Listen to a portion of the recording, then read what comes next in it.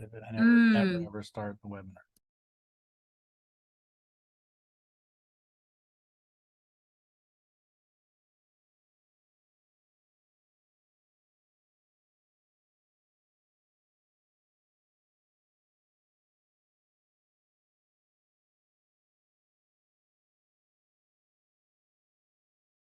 Hey, good evening, everyone. Thank you for being here. I call this meeting to order, the Springs Municipal Advisory Council at 6:34 on September 13th, 2023. We have Spanish interpretation, hay interpretación disponible para los que necesiten escucharlo en español. And we had to switch rooms at the last minute. So thanks everybody for your flexibility. And Karina, thank you for working all day to make this happen. It was a last minute switch and really grateful that we have a space to hold the meeting tonight. And thank you, Karina, for making it happen. Vice Chair Hardiman, would you like to take roll? Yes. All right. Councilmember Winders. Here. Councilmember Reyes. Present. Councilmember Allen.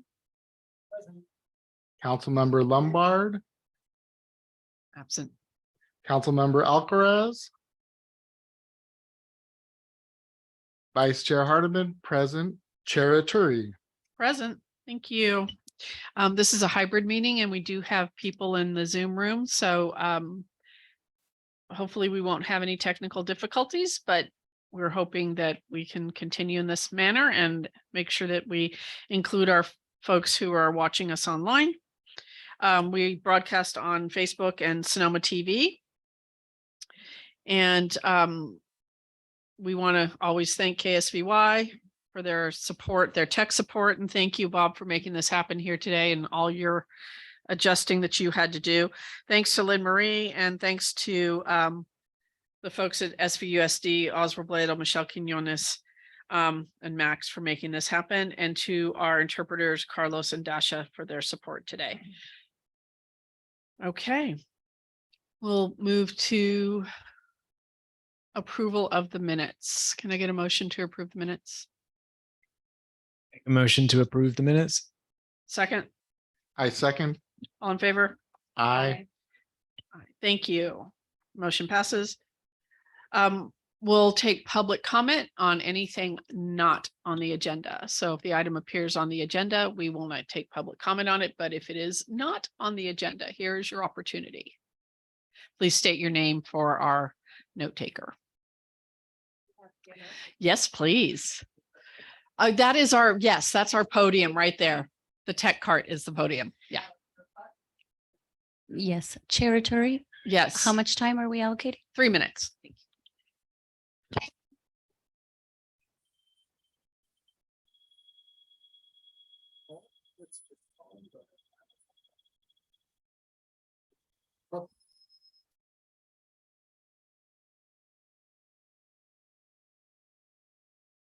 Okay.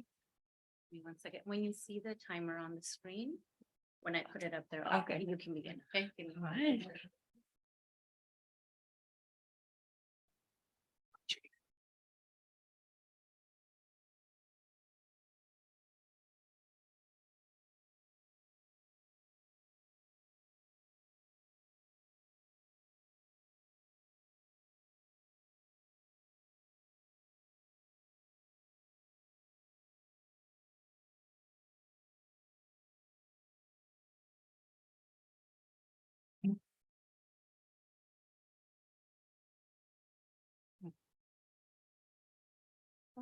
Good evening. My name is Linda Evans and I am a resident and taxpayer and I live at 15 Arroyo Road, right behind the Matson's food city or whatever it's called. We noticed, last year that all the residents moved out and that it was all fenced up. Now, nothing's been done with those houses. And I would like to know when they do start building. I'm sure the kitchens weren't cleaned. I'm sure there's a lot of garbage in there. And I'm sure there's a lot of rats and vermins. And I would like to know, or you can find out for us, those who live on that street, what happens when they start to destroy those buildings and what happens to those critters. You know, I retired there to have a nice retirement, and I know I'm going to have 2 or 3 years of banging and all kinds of noise. So I'm very sad about that. Also, I hear that the infrastructure people are going to be here tonight, and I would like to know,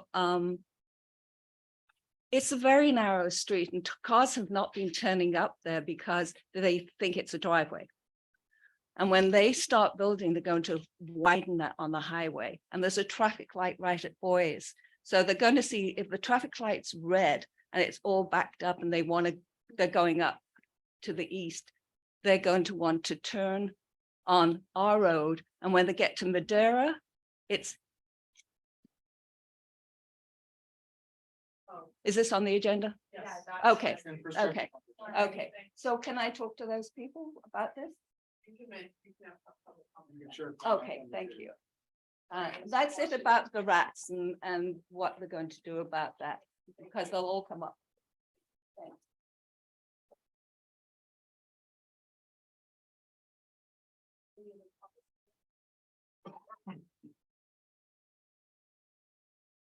Thank you. Hi, I'm Vivian Hoyt, and I'm deeply disturbed by the amount of traffic that we're dealing with. We already have a lot of traffic, but now that and I appreciate that they're building the bridge and we need a new bridge, but it takes 30 minutes frequently to get from Leveroni to my house just north of Madrone Road. And there's no fire, there's no evacuation in process. And if there was, God forbid, I feel like we could end up like Lahaina, burned alive in our cars. There's so much traffic, and it feels like, I understand we need more housing. That's all true. But who's thinking about how we're all going to get out of this little town? This town was built basically like horse and buggy.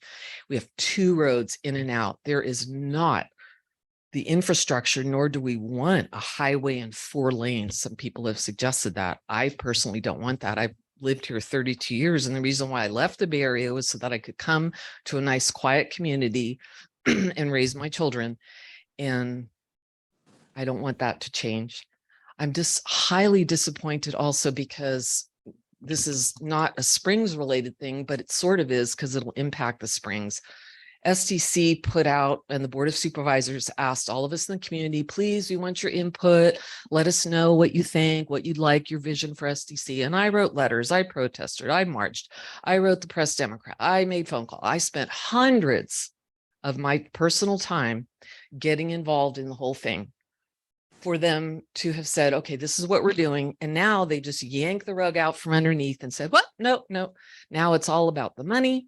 And it's all about this company that's going to come in and just build all these homes. We've got the Hannah build out going on. And I just want to express my deep concern about the expansive growth and the lack of thoughtfulness about how this is going to impact all of us that live here. I'm really I thought Susan Gorin might be here. Join us on Zoom. Oh, on Zoom. Okay. Because I spent hours yesterday for the Board of Supervisors meeting up in Santa Rosa. And, after, I don't know, 3 hours, I'm like, wow, I've been here before. I've showed up at the meetings. Why bother? Because all they did was not listen to us and completely go off on their own and make their own decision. So it's really frustrating as a voter and a taxpayer. And I live here and I vote for these people that they're not even listening. And I thought we lived in a democracy where my voice makes a difference, but it's just so disappointing when something like this happens. You just kind of, should I just go home and watch TV like most people and put my feet up and give up? Or do we keep fighting? And how much of your inner peace, oh, I'm out of time, but it's just how much of your inner peace and your health do you have to commit to try to make a change? Thank you for listening to me. I really appreciate it. Thank you. Is there any, I think this one, did it go out?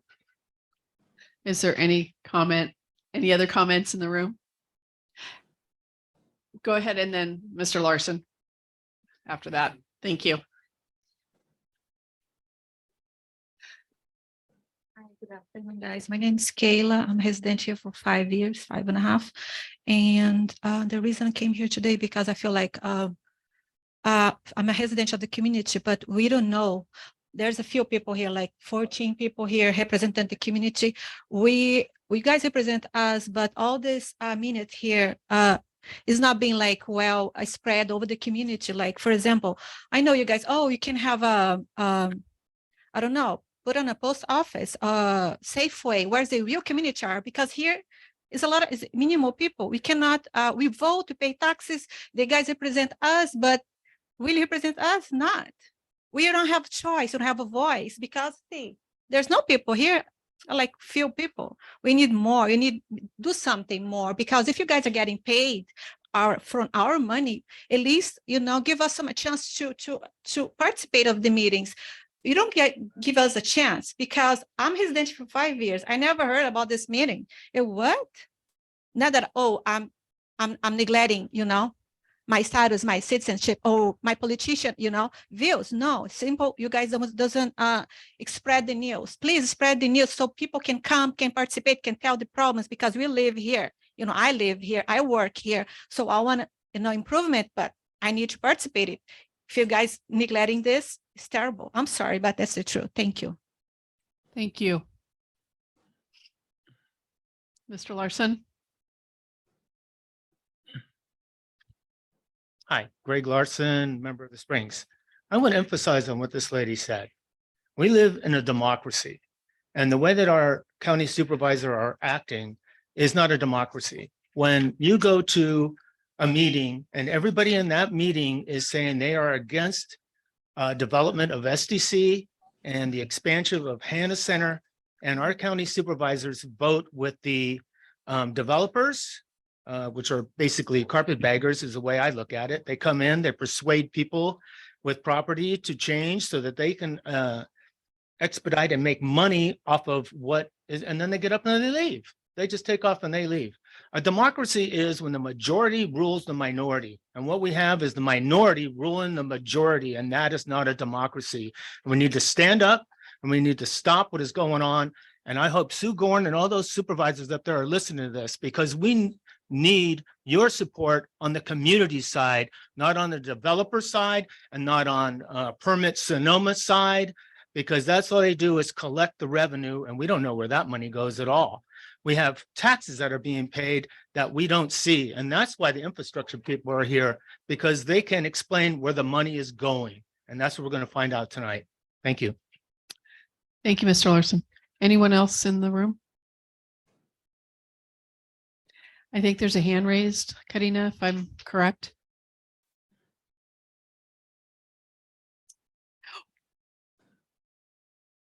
Kathy, if you could hear me on Zoom, if you can go ahead and unmute and begin your comment when you see the timer on your screen. I'm unmuted. Can you hear me? Hello, can you hear me? Yes. Can you see me? Hello?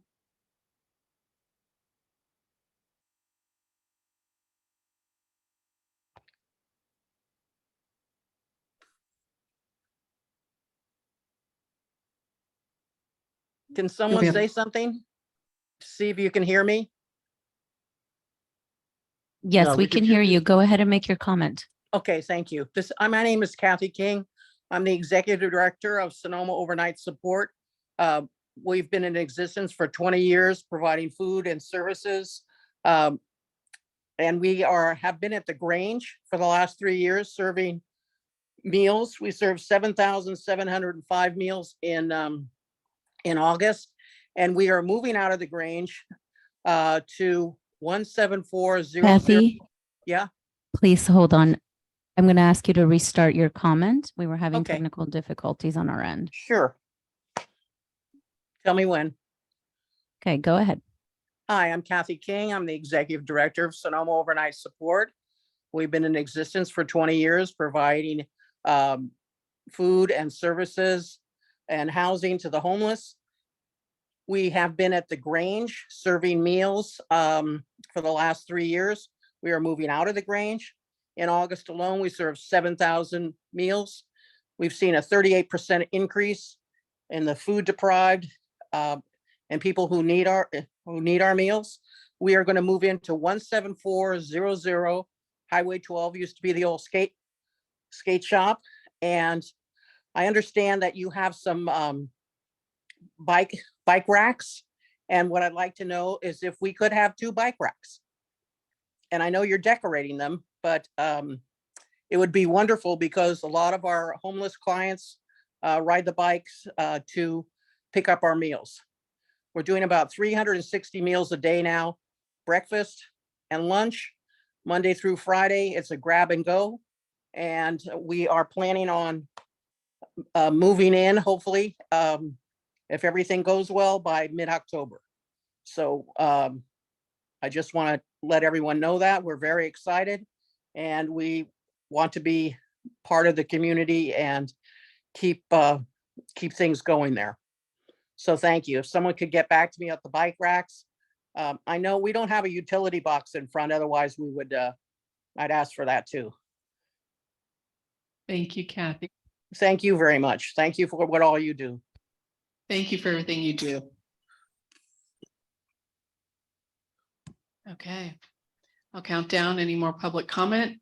10, 9, 8, 7, 6, 5, 4, 3, 2, 1.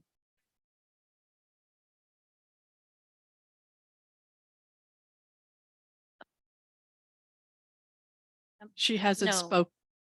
Supervisor Gorin is not here yet. Yeah. No. No. Well, Kathy King. Yeah. Yeah. We don't take back and forth during public comment. Thank you. thank you. Thank you, Mary.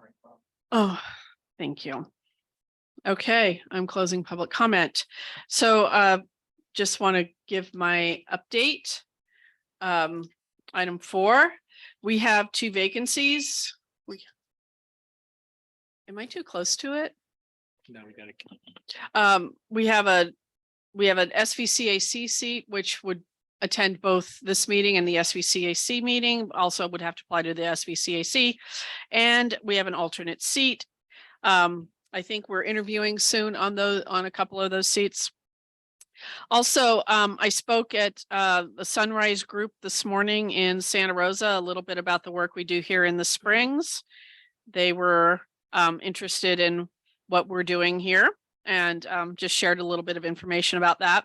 I also attended the housing forum that took place at the Grange, and that was it was a collaboration between Sonoma oh my God, I'm going to get there. Sonoma Valley Collaborative, the housing group, the hospital was present, the Board of Trustees was present, and really just kind of a state of our housing situation here in the Valley, and just how we, I think the most powerful statement is that we are going to be a community without children. So I understand housing concerns and traffic concerns, but our enrollment is declining in our schools and we will be a community without children. And I attribute that to my colleague here, Celeste Winders. I also just want to give a little bit of information about what we are and what we aren't. We are the liaison between the Springs and the county. We are not paid. We are solely volunteer. We are 100% volunteer. We give our time, our energy, and our passion to this work. And we are not a decision-making body. We have no authority. We provide information and create the space for community to come here and share their ideas and their thoughts, and we share that with the supervisor. And our hope is that we are heard as well. But I just want to be very clear that we're not a decision-making body and we're solely volunteer. We're not elected. So that's, I think that's it for me on public comment or on my update. And I appreciate y'all being here. Thank you. That's what makes this worth it, is that people show up. All right. Supervisor Gorin, is she here? Okay, should we skip that item and go to the next one? Okay. Is public infrastructure here? Oh, hi, how are you? I didn't see you back there. So this is an informational presentation from public infrastructure on the county pavement preservation program, road maintenance, funding expenditures, current balances and upcoming work schedules. Also updates on the spring safety improvement, including crosswalks. Is that sound right? Joel? Okay. The Verano intersection, the Donald Gap, and other areas of interest in the Springs. Something received requests from public infrastructure for a letter of support for the DOT reconnecting communities and neighborhoods. And I think that's part of this as well. It's a grant program to help address the Donald Street Gap, which is very exciting. So we'd like to hear from you. Thanks for being here. And we'll take comments and public comment after the presentation. Thank you. That was a lot. I got a lot to cover. So thanks for being here. My name is Janice Thompson. I'm the Deputy Director at Sonoma County Public Infrastructure. We used to be Transportation and Public Works, so we have a new department name. So regarding, and I'll probably need the agenda up just to prompt me on topics. Thank you. So I know you wanted to hear a little bit about the paving program. Do you want to hear about the paving program, or do you want a list of roads of what's being paved? Just a little primer. Okay. Okay. So we have an annual paving program, and the way it works is it's a 2-year program, and the decisions made for a 2-year program are done the year before the first year. For instance, in 2023, earlier this year, we approved a 2-year paving program that covers 2024 and 2025. Right now, annually, it's a little less than $20 million. That is county-wide. And District 1, Supervisor Gorin's district, represents roughly 20%. It's really 19. So you look at about $4 million annually that gets spread across District 1. Our county roads are inspected every 2 years by paving professionals, and they input data into a computer program that is used statewide. It's called the Pavement Management System, and I call it the black box. It's an algorithm. You put data in and it spits out a priority list of roads and the proper treatments for those roads. So that's just kind of a little overview of the program. Should I pause there, or are we doing questions at the end? Okay. Comment at the end. Yeah, okay. So coming to your neighborhoods this year are Cherry Avenue, Riverside Drive, and Adobe Canyon Road, Anderson Drive, Green Street, Harville Avenue, Horn Avenue, 7th Street East, Tree Haven Court, Tree Haven Lane. So that's what's coming in 2023. We are in the middle of delivering projects that come from the PG&E settlement from the fires that we had in 2017. And the annual paving program that comes from the Board of Supervisors General Fund. Okay, I'm going to move on to road maintenance. Not sure what to say there, except that road maintenance is done on a prioritized system. Once again, we serve county-wide. We have a application on phones or a website. The phone application is called SoCo Connect, and we encourage the use of that. You can report problems to us such as potholes, drainage, streetlight outages, large items of litter pickup. We're probably not responding to the McDonald's bag on the side of the road, but we would be responding to the mattress that's blocking the road, that type of litter. So a variety of road issues. Please use that application. It's the best thing. Our crews assess the items and prioritize them. Sometimes takes us a while to get there, especially after storms, but we're doing the best we can. That's a little bit about road maintenance. Funding and expenditure. Current balances, upcoming work schedules. Not sure what that means. So maybe when I'm done, you can ask me questions of what you'd like to hear about that. Spring safety improvements. Okay, at the Verano Avenue intersection with Highway 12, the county responded probably about a year and a half ago with some crosswalk striping. Caltrans has just changed the signal timing at that intersection. They've converted it to what's called an all pedestrian phase. So when triggered, there is a phase in the signals where all of the vehicular signals go red and pedestrians are allowed to move about. And then we cycle through all of the vehicles. So the delays at that intersection increase a little, but that was something the community chose to accept those delays in traffic flows for pedestrian safety. Supervisor Gorin is working on some crosswalk safety enhancements along Highway 12 at 4 intersections: Waterman, Sierra, Central. What's the 4th one, Karina? Okay. So we're just starting work on that. Highway 12 is a state highway, so it does require our coordination with Caltrans, and that can add a little bit of time to the process. So we ask for your patience.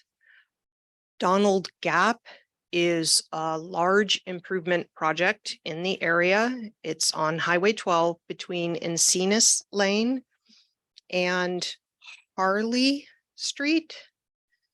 We're looking at trying to add pedestrian bridges over Agua Caliente Creek on both sides and fill in the sidewalk gap. That's where its name comes from. Donald Street is within that area, and there's a gap in pedestrian path. So we're trying to add both bike and pedestrian routes along Highway 12. That is a large project, about $4 million. Takes a long time to design, work out the environmental permitting, and coordinate with Caltrans. So that is scheduled for 2027. I know that sounds awful, but that's the time frame that we work within. Okay, I'm going to move on. Other areas of interest in the Springs, you'll prompt me for those. And then we're asking this group for a letter of support. We're applying for a Reconnecting Communities and Neighborhoods federal grant for the Donald Gap project. So we've written the letter and we'll ask for your support, and I'll let you lead that effort. Was that my list? I think so. Okay. Letter to us. What is the process for that to happen? In this case, Chair Turi, you would read the letter and ask the council for their approval as is. I'll do that. I think we probably need to take comment first and then we'll do the letter. in case there are any changes we need to make to that. Is there a comment from the council? Through the chair, I just want to,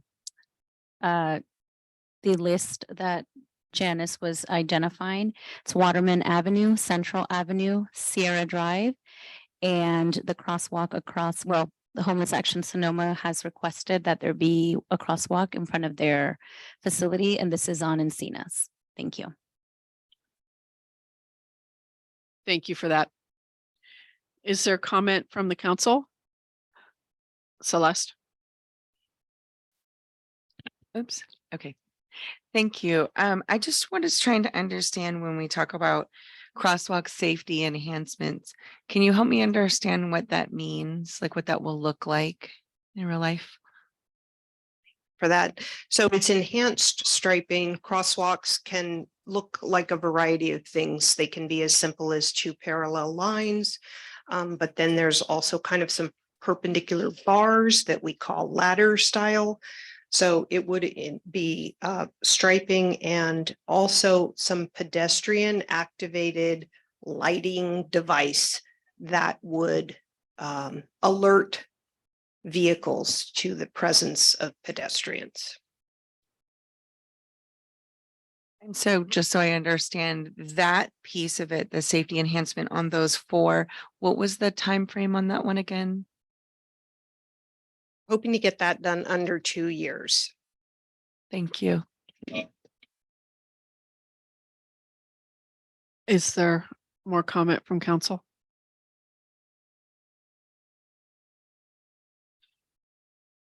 I have a question. Does the SoCo app inform the black box? Because it seems like if that information is coming directly from the community, it might be a good way to, find out more. So no, the SoCo Connect is in regards to maintenance. So anything that our maintenance crew can respond to, the street light outage, litter pickup, pothole, drainage, unclog a culvert, the things that our maintenance folks do. Okay, thank you. Comment. Oh, sorry. He says, I can't see everybody. I'm gonna have to figure out a way to.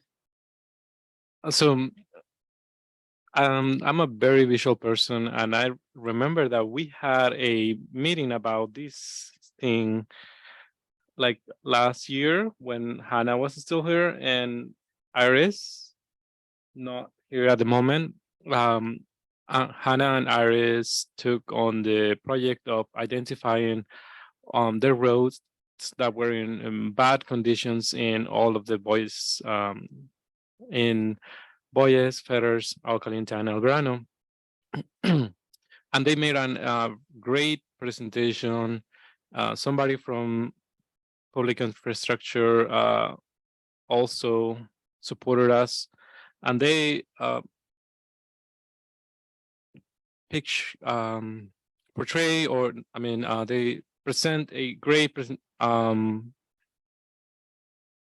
they show us a great presentation about how the money and how the resources are channeled through the road pavement and improvement. And I think that that would be great if we can have it. So just so we can deliver the message better to our constituents and have a visualization of how is the county helping or their efforts on it. Maybe perhaps that will help better understand it. Thank you. Yeah, thank you for that request. So past and future paving projects are on our website. And so I can provide links to the group and you can go and look at those visual maps. And I'm with you. I like a graphic. It's very informative. So that's all on our website. It's presented every 2 years before the board as well. You're welcome to look at that, or again, that can be shared through these meetings. Thank you. Any other? Jack. Hey there. The comment that I have on the infrastructure improvements for the highway for pedestrian crosswalks, I think it needs to be stressed very clearly that lighting is essential, not just a request. I walk in the Springs to go to the post office because it's nice, and I've nearly been hit twice in the last 4 weeks, which I think people will agree not great, to say the least. But yeah, really stressing the urgency of making any further improvements for visibility for folks who are driving, because I will sometimes wait 10 to 15 cars for anyone to even acknowledge. And some of the signage is quite difficult to see if you're driving due to vegetation obstruction and other things. So anything to improve that, I think is probably a higher priority than bumpy roads, but that's just me speaking. I don't like bumpy roads either. They're not fun, but cars have suspension. People only have one life. Thank you, Jack. So Celeste, excuse me. Yeah, I would just like to piggyback on something that Jack was saying in particular. The lighting is really essential. This is something that we've been talking about for years, especially on Highway 12 when it rains. And in the evening, when the lights come on the sidewalk, which we need the lights on the sidewalk, but it reflects off the rain. And so in particular, the crosswalk at Central where El Molino and Andy's, and then the one at Sierra where the Boyd's Food Center is, those two in particular, the way that the light from the sidewalks reflects in the rain in the evening when you're driving down, it is very, very hard to see people when they've stepped out into that crosswalk.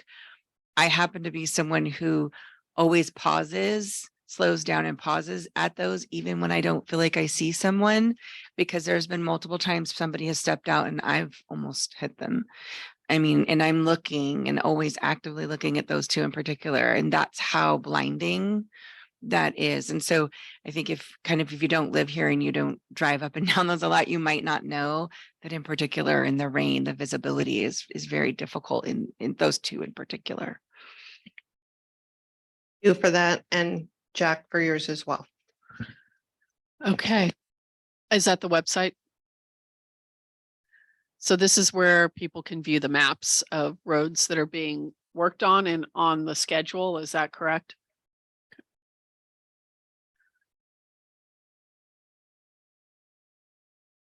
Yep, you can go to current projects, current road work. Now we're going to test Karina, focus on her for a little bit.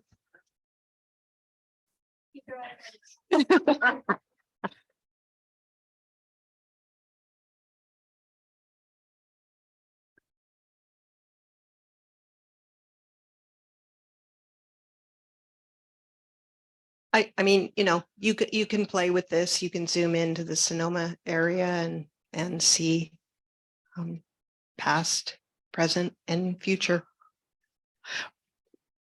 Is there a key for what the colors mean? Yes. I just don't have it memorized. Okay. Okay, well, that's helpful for people to be able to see what's taking place. Okay, we will move to public comment. Janice, would you like to sit down, and then you don't have to stand there while people are making public comment, and then and then what I'm going to do is summarize things, and then we'll have you come back and answer. Okay. Thank you.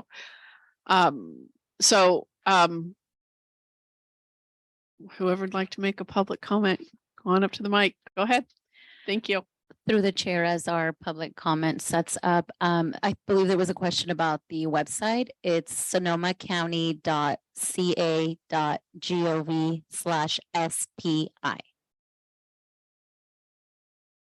It's on your screen if you can. So I can't zoom into it. So it's sonomacounty.ca.gov/SPI.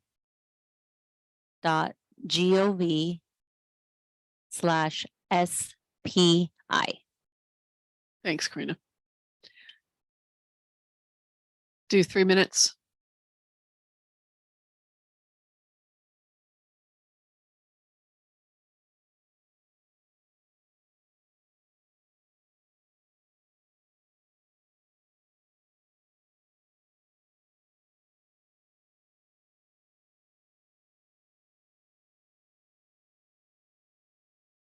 Okay.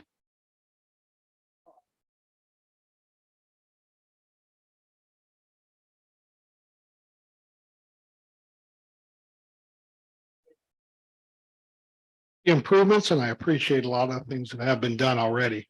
My main comment is if they're going to put in a crosswalk indicators, they should either put in lights on the street level or the stoplights like they have in Sonoma they put in recently, because a lot of times people just don't see people, especially at night. They're wearing dark clothing, and especially when it's raining. So I think if they're flashing lights, if they have a button they can push and there's something can alert a driver, that's almost necessary, especially on Highway 12. That's my one comment. My two questions to you are, the IT put in a list of roads to be improved. I think it's the upcoming 2024, 25. I was wondering if you had an order in which those are going to be improved. And especially I have my own pet peeve in front of the post office in El Verano, Main Street there. It's like more pothole filling than it is road. But I'm sure everybody has their personal road too. The other question I had for you, and this is kind of an odd one, because I don't know, is any of the national IRA money going to the county at all for road improvement? Because we are so behind on roads. It seems like somebody should be advocating for the county. They're allowing roads to go back to gravel. I mean, that's what that act was put in for. The Restructuring Infrastructure Act was put in so that places like us who don't have the tax revenue can ask for national money to fix the roads, bridges, and the other things we need, bike lanes, widenings. And this county really does need it. That's all I have. Thank you, Mr. Roberts. And I'm going to ask the speakers to address the council when they're speaking at the podium. Anyone else? We'll go 1, 2, 3.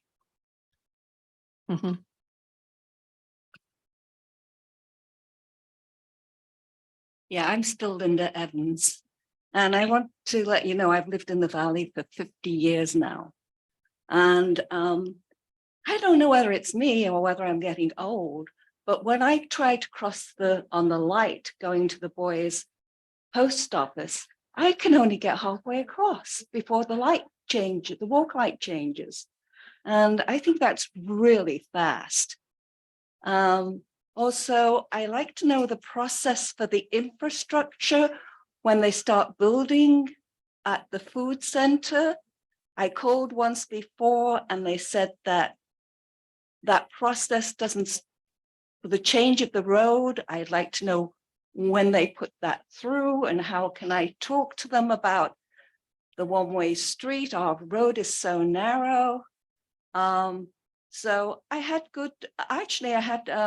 a good time, not good time, but liaison with the Matson company. I had things change from a 3-story to a 2-story because they were overlooking my house because I'm right close to them, and they had an alleyway down the back and I had that taken away because, you know, my neighbor and I didn't like the idea of a neighborway. So you can talk to these people, but that was when Tim Sloat was in charge. So I don't know who's in charge now. So I'd like to know about what time I can talk to people about the traffic going up Arroyo Road, because it's very narrow.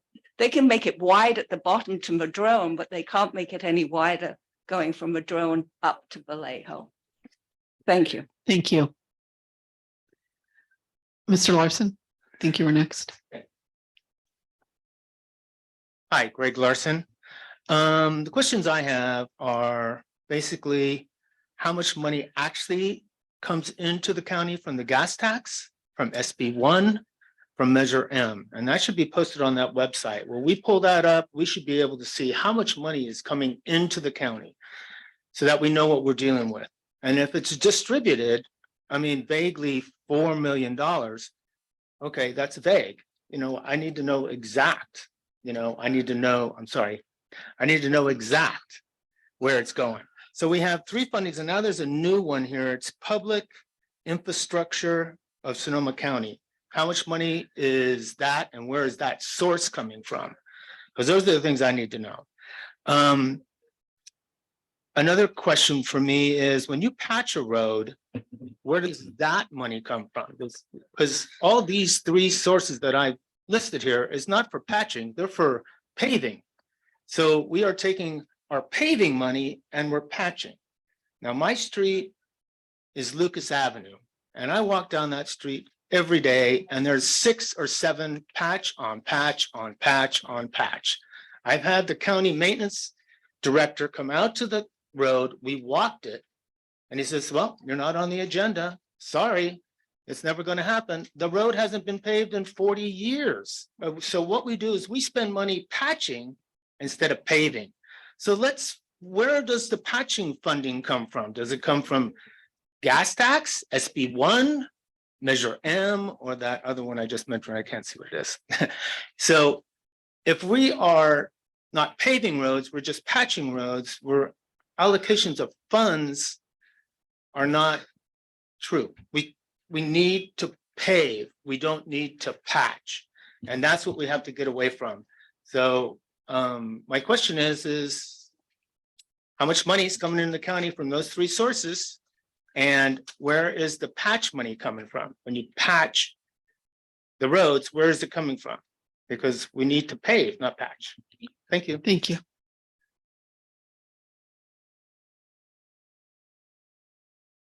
Hi, I'm Linda Bryan. And 2 things that haven't been addressed. One, is there going to be a left turn signal at the intersection of Verano and 12 going east-west? We believe so. Yes, yeah. Okay, and also the most dangerous crosswalk is the one from McDonald's across to the park. There's been 2 deaths and some serious injuries there, but nothing's been done. Thank you for that. And this has been 3 years. Thank you. Hi, Tom.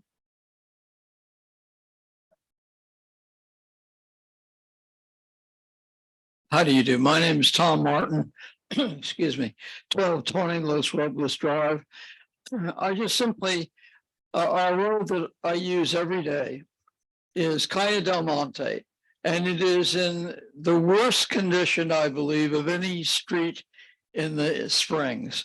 But I'm sent here to say that not only from my point of view, but from others that live nearby that use that street regularly. I know it is in far worse condition than East Thompson was when it was fully paved. I don't know what the criteria are that are used to determine what streets get on this list,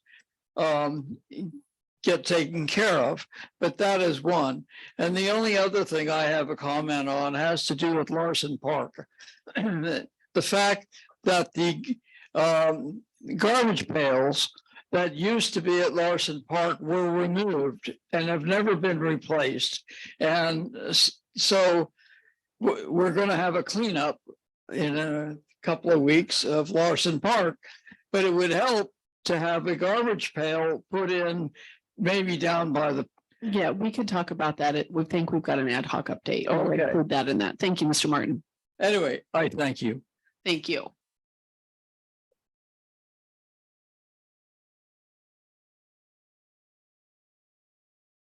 Hi, Vivian Hoyt again. I'd like to address you mentioned that Caltrans has to coordinate with you to decide what's going to happen with our roads. Right now, as I said, it's bumper traffic on Arnold because 12 is closed, and we're in the middle of fire season, and we're in the middle of grape harvest, which is starting soon. And I'd like to know what Genius is figuring out when they're going to shut a road down, and if it's possible to do it when we're not in the middle of fire season. Yeah. Thank you. Thank you. Anyone else in the room? Anyone online? Yeah. You're seeing raise, I'm not seeing them. Yes, it's right here. Oh, okay, there we go. Oh, thanks. For the members of the community that are watching via Zoom, if you could use the raise hand app, Sorry. you will be identified and allowed to make your comment. John, if you can go ahead and unmute. Right, you will have 3 minutes. Thank you. Awesome. Thank you, guys. I hope everyone can hear me. I'm John Thompson. I'm a resident of the Springs. And I was just wondering, what would the process be to request a stop sign? Because I'm seeing a lot of dangerous interactions happening between Verano and Riverside, especially when school is getting out or when there's kids just crossing the street. I was just wondering what would be the best way that I could request a study to see if we can implement a four-way stop sign there. Thank you. Thank you. I'll count down.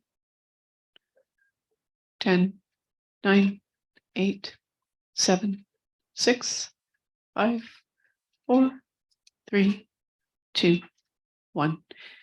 Any final questions or comments from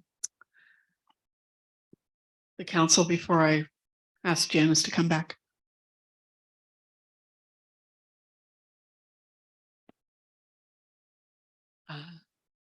Okay, that's a new rule. Okay, got it. Thank you. Did you have a Jesus? I want to say that all of these concerns, I very much appreciate all of these concerns because I live in the Springs too, and I feel you. And I think that we can get all of these issues resolved together faster. But we are at the mercy of red tape, and that takes a long time. And sometimes when it's very not patient, but I feel you, and I think that I very much appreciate all you for being here and letting us know about these issues because I have them too. Thank you. Dennis, I'm going to try to summarize these questions and put them together in something cohesive for you to try to answer if you wouldn't mind coming back to the podium. Nothing else from council. Okay. So it seems to some of the questions, how is the list developed? How do we determine the order of that list and the improvements that are made? And then along with that, the counties, is there a possibility of getting national money? And I think that's what you were alluding to with the Donald Street gap, that might be national funding that we're looking for. So those are a couple of questions. How do we decide which roads? Now, Okay, thank you. So yeah, we did a huge community outreach, Supervisor Gorin's office through MACs and a variety of ways to seek community input to the roads, but that's not the only input source. So we got those that list from communities, and then back in 2014, the supervisors approved a long-term road plan, which also has categories that we need to follow, such as the volumes of the roads, the use of the roads, the road categories, the surrounding areas. So it's really a very complicated system of picking roads, but the community's input is definitely a factor in comprising that list. Karina has it for you. Within that list, I think there was a question about which roads are coming in what year, and we're still working on that. We haven't determined that yet. So we have to kind of look at the whole road, drainage improvements, those require permits. Oftentimes those get put into that second year to give us time to get the permits needed. So we're still working and designing our way through the list, and we haven't determined what's coming in 24 and what's coming in 25. And what was the second part? So these other three I'm going to group together as funding questions. Do we qualify for national funding? how much money comes from the gas tax? Can that be placed on the website so people can see it? So there's transparency. And how much money is again, back to the gas tax, how much money is available through that and how's it used? Pardon me? Yeah, so thank Thank you you. for those funding questions. I don't have the figures tonight, but I am happy to get them and provide them to the group. I don't know about that, but I will ask. You're correct. Oh, wait, Mr. Larson. Yep. Okay. Thank you. Sorry, everybody's giving me all kinds of signals that I'm trying to keep. It's like a tennis match. Go. Okay, I think you're going to get us the information and get it back to us. I am, but I can generally speak to you. So patching is perhaps not the most satisfactory thing that you see us do, and yet it advances the conditions of the road and it fixes short-term problems. It's not a long-term fix. The money that comes from maintenance is both SB1 and gas tax and a little bit of Measure M, and that breakout can be provided. Then the paving program is SB1, County General Fund, which is called discretionary funding, and the Board of Supervisors addresses that yearly in their budget cycle. And it also includes a variety of smaller funds that is available in our 2-year program that the board approves every year. The funding breakout is there. It can be provided as well. And then for the national funds, we are constantly on the lookout for grants that apply to our roads. It's kind of a strange thing, but there's not a lot of road funding. There's bridge funding, there's transit funding, but road grants are few and far between, but we are on the look and we apply for them on a regular basis. So the Donald Gap is an example of some federal grants that we're applying for. We are also looking at grant funding for a future roundabout at Highway 121 and 8th Street East. And there's also federal money involved in the roundabout at Big Bend, 116, 121. So of course we qualify, but grant funding is very competitive. Okay, I'm going to try to group the last questions together because most of them have to do with how people make requests. So there's the road the road's very narrow at Arroyo. That's one of the concerns.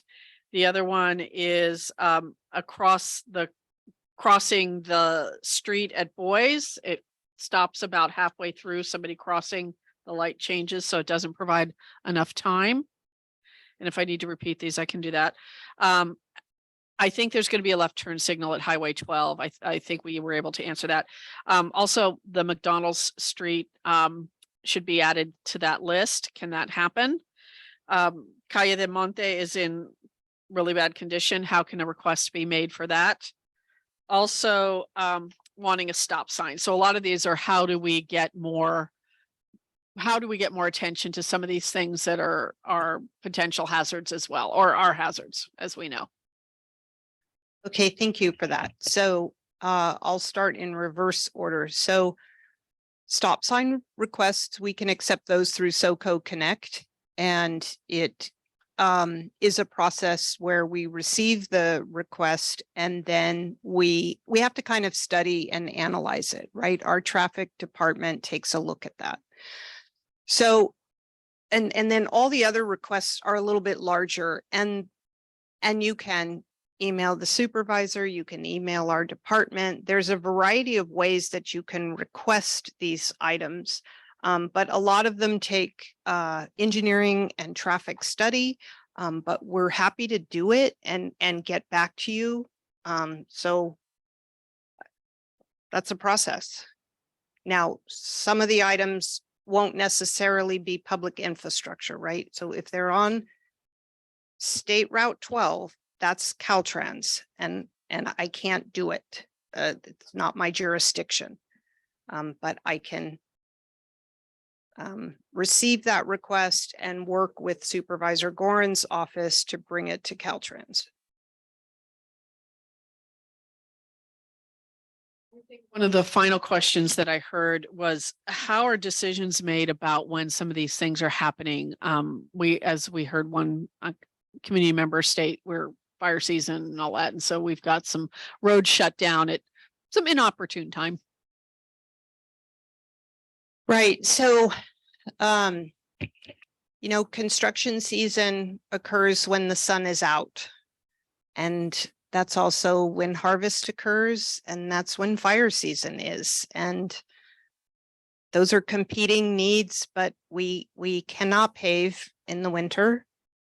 So we all have to kind of see if we can share a little bit of space and allow that work to happen. Construction is messy. It causes delays, but it's done in the summer because of the weather.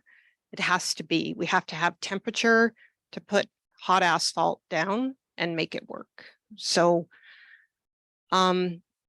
it's not an easy problem to solve. Everything occurs at once. I can say that anytime there is an emergency, road work immediately ceases, the big trucks get off the road is opened up, and evacuations occur. So you'll never find a construction project active during an emergency. Okay, thank you. I'm just going to summarize what you said. You're going to get back to us on the funding questions that we have. If people want to request a stop sign, they can do that through the SoCo app. But the other things, the road narrow, the additional lighting of crosswalks, any of those other things should be an email to Supervisor Gorin and yourself, because some of those things land in the Caltrans bucket and you need to coordinate those efforts. And asphalt needs heat to dry or set, or whatever the right word is. That's when we work, right? Yep. You don't see us out working in the rain. And that's when harvest occurs. So it'd be like me asking you, could you just harvest in December, please? Yeah. Thank you.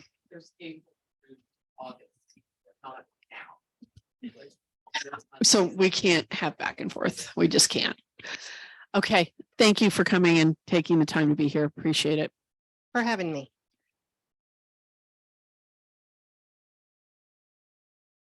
Back to, I think I see Supervisor Gorin. Yes, but before we close this item, Chair Turi, I just wanted to draw the letter. community's attention to public infrastructure's contact information is on the screen for those of you that are in here.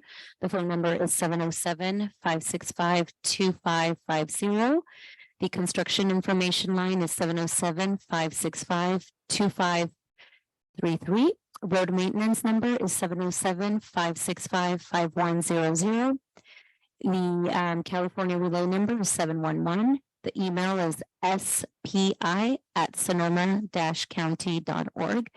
And my email address is karina.garcia@sonoma-county.org. That's Karina with a K. And Supervisor Gorin's email is susan.gorin, that's GORIN,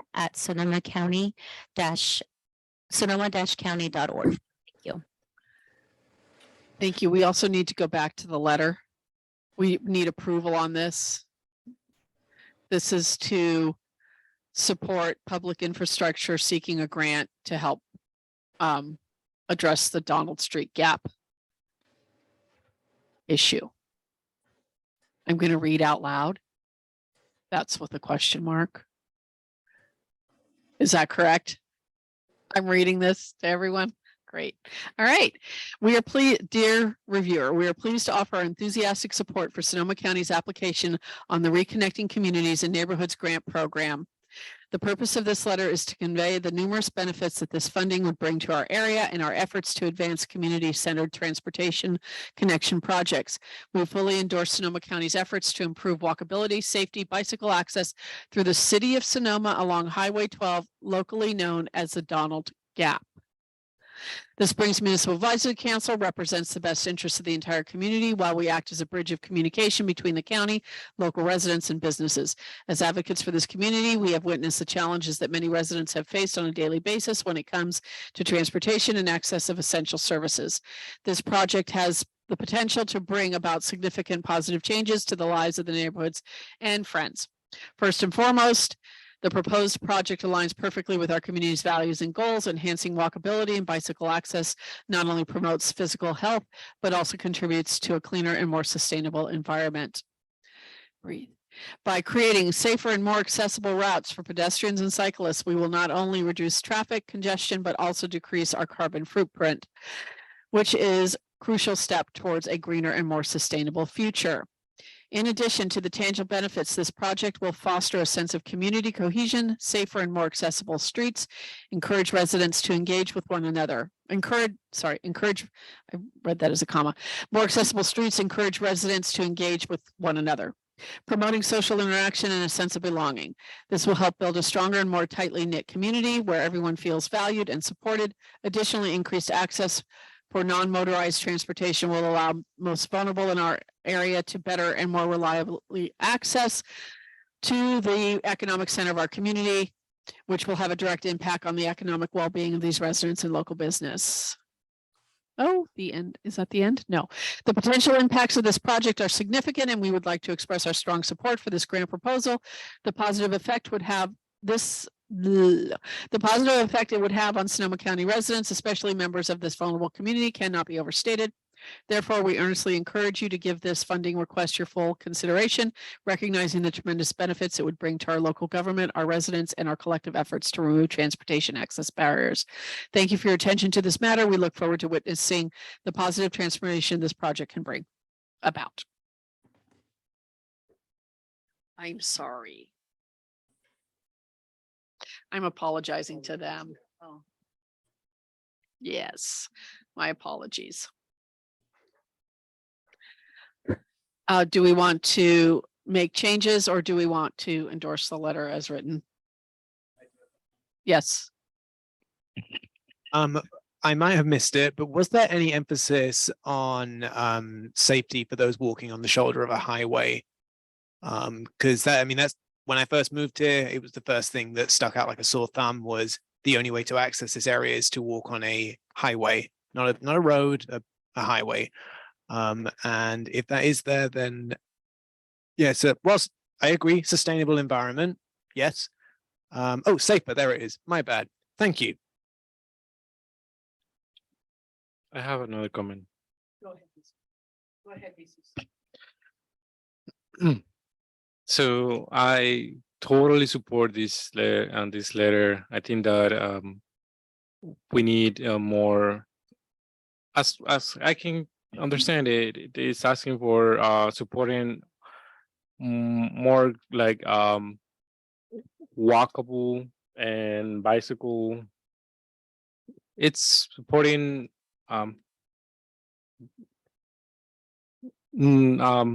pedestrian and bicycle traffic, but I've heard comments from the community on what is on the interest of the community on building or having the county spending money on a bike path when nobody's going to use it.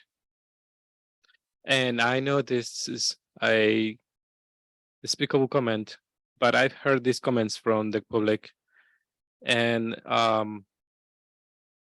just wanted to let that comment to the public know that the public has this. Some members of the public have these comments, and I want to have a response to that comment, which we all know, but I would like a formal response. Thank you. Janice, this is to address the Donald Street gap and make that a safer area, right? This, I mean, I see bike paths included in this, but the crux to this is to fix that area. Is that correct? For Donald Street Gap, which includes pedestrian and bike bridges on both sides of the existing bridge and connecting the sidewalk where it doesn't exist between Encinas and Harley. Thank you. So I think that's what we're supporting with this letter. And then we could talk about the bike path situation, maybe in another item. Would that work? Totally. It's not very well stated on the letter. That it's this letter is to support it's the no gap and just lay out the bridge and all of that, what our amazing presenter was just saying. Yeah, if I could just clarify. So there's a grant application. It's very detailed. It defines all of what this includes, and it's helpful to our grants. We have a greater chance of success if we have a lot of letters of support. So this letter may not spell out in the weeds the details of the project. It's a general letter of support for the project that is detailed in the grant application. Thank you. Are there anything, do we want to make changes or is there? Yeah, there's just a tiny typo in the first paragraph. That's all. It says endorses, and I think it's supposed to be just endorse. There's just a little typo. To have highlighted, Karina.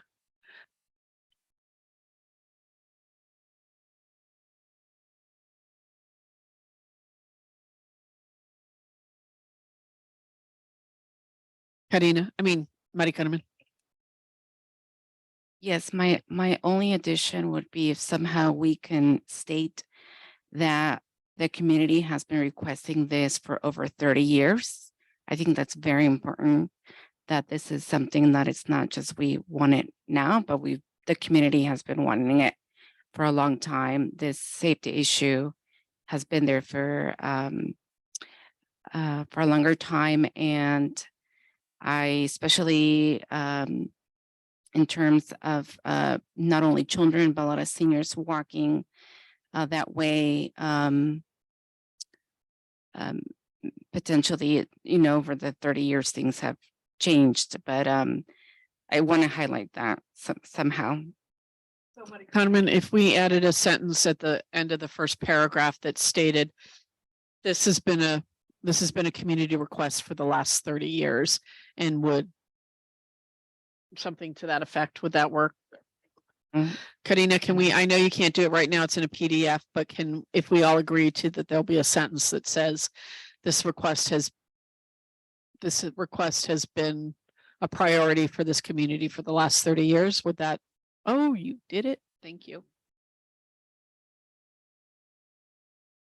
Yeah.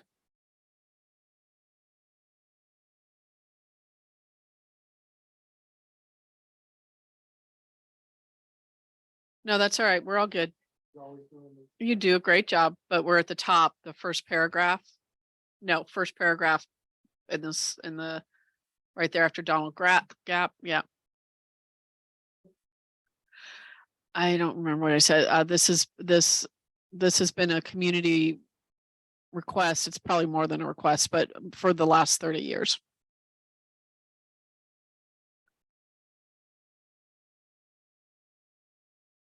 And it has presented, could we add something about it's dangerous?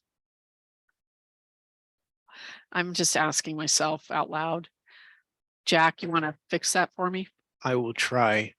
I think saying that this has been a community need for the last 30 years for the safety of our community, and something along the lines of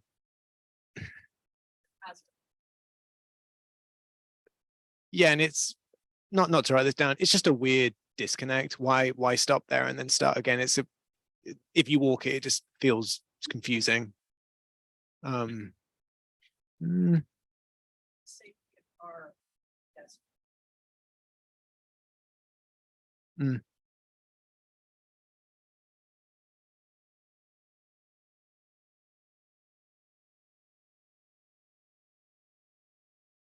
That sounds great. Any other questions? Joe, do you got anything? Do you want to make a motion? I motion to approve the letter. Is there a second? I'll second. All in favor? Aye. I love it when we get something done. Thank you. Thank you, Janice, and we hope this works. Yeah, we'll get it to you in the next couple of days. Okay, I know that we've got people waiting and we've got Supervisor Gorin waiting. Shall we go with Supervisor Gorin? Tell me what's going on, Karina. Okay. All right, Supervisor Gorin. Hey, good evening, everybody. And I'm sorry, I'm late zooming in. It is my birthday today. Yay, happy birthday to me. And my family arranged a birthday Zoom. So I could not be with you tonight, but it was great to see my family. They're scattered hither and yon, and it's great to see my grandchildren and check in about first days of school. So thanks for a great meeting. Thank you, Janice Thompson, for being here. We meet with her frequently, her and the director, Johannes Hoverts, and talk as well as regional parks and talk about all things bicycle lanes, bicycle multi-use paths, regional parks, Larson Park, Maxwell Park.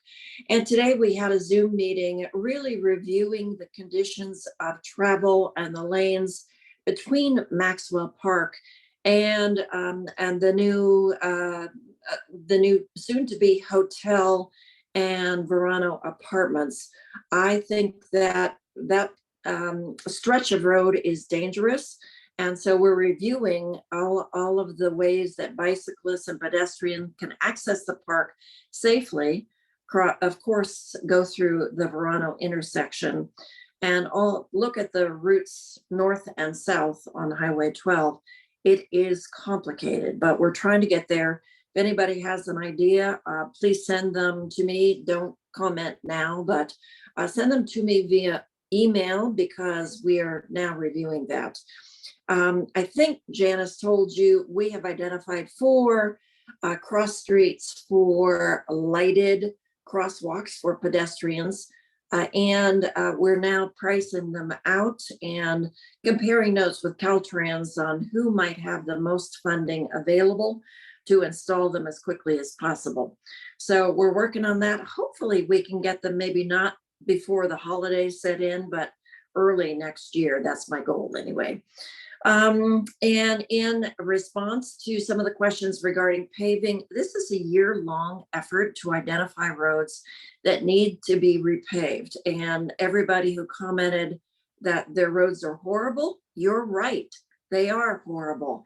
And with the amount of funding that we have, we can only repave a certain number of roads each year or every 2 years. We plan the roads in every 2-year cycle. And as Janice may have said, we've identified the roads to be paved in 24-25. We're not sure which road is going to be repaved during which year, but that's how far ahead we plan for road pavement. And sadly, we have to depend on potholing until we can get more roads in the cycle in the following 2 years.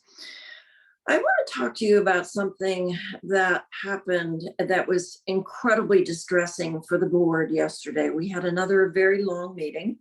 We did expand our project labor agreement policy, and we did modify and move forward with a living wage ordinance at the board, as well as approving 2 projects that will benefit our homeless individuals at the county center and at Los Guacos.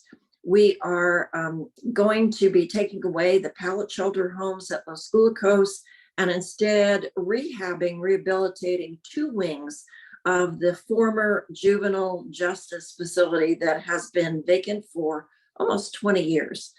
And I was quoted as being thrilled. It might be an overstatement. It may have more folks there, and I'm in discussions with Dave Kiff, in charge of our homeless programs, to identify a larger percentage of those soon to be completed dorms for Sonoma Valley residents. Because I'm so thankful that our Homeless Action Sonoma finally, with the help of the county, constructed the Quick Haven huts to house 19, but we have many more folks that need more substantial permanent supportive housing. And I hope that they can access the services at this site at Los Glucos. We are also taking down the tents at the Center Plaza, the Center Permit Sonoma parking lot, and replacing them with RVs and tiny homes close to right across the street from the fleet operations on the county campus. That we had many important discussions, long discussions on those and other things. What distressed me is, sadly, we are now being targeted at the board by hate groups. And I think about every third phone call we had in the afternoon contained slurs, just really racist, awful statements with swear words. And we finally decided, okay, as soon as someone would started down this path, the chair would say, stop, and their microphone was turned off. What we found since COVID is that people, not necessarily from our community, but a broad swath of folks are calling in, targeting elected officials. It's happened at the Santa Rosa School Board with horrible incidents and allegations. It certainly has been happening at the board meetings with regularity.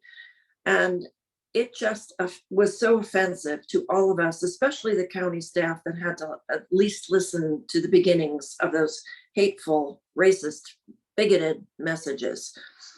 What we've decided to do is not helpful for the community and public access. But for the next couple of meetings, I suspect we will not be allowing Zoom.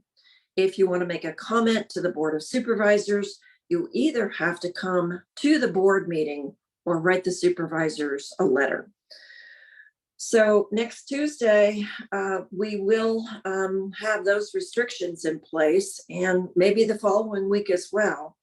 But we are having a special meeting from 4 p.m. to 9 p.m. talking about the Ag Pass program. That's a pass for employers to get into farmland and wineries during hazardous conditions, fire conditions. And we also will be talking about public art and the policies moving forward. I think Kristen Madsen talked to you last month about that. So we're trying to break the cycle of hurtful, racist messages. And I know you have on your agenda later on tonight talking about norms.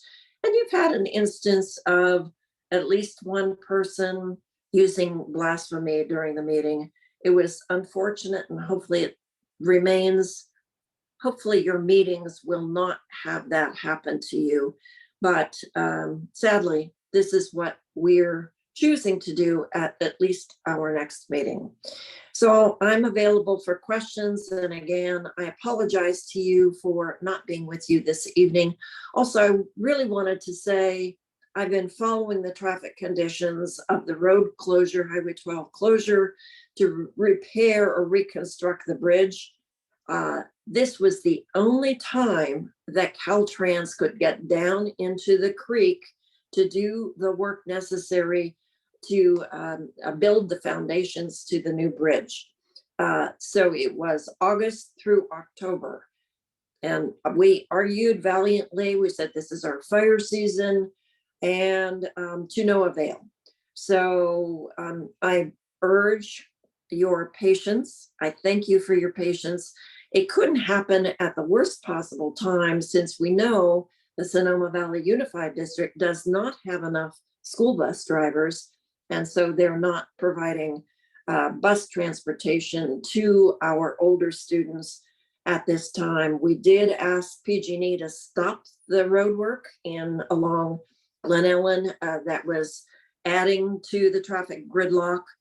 If you're counter commuting going south in the afternoon, it's really fast.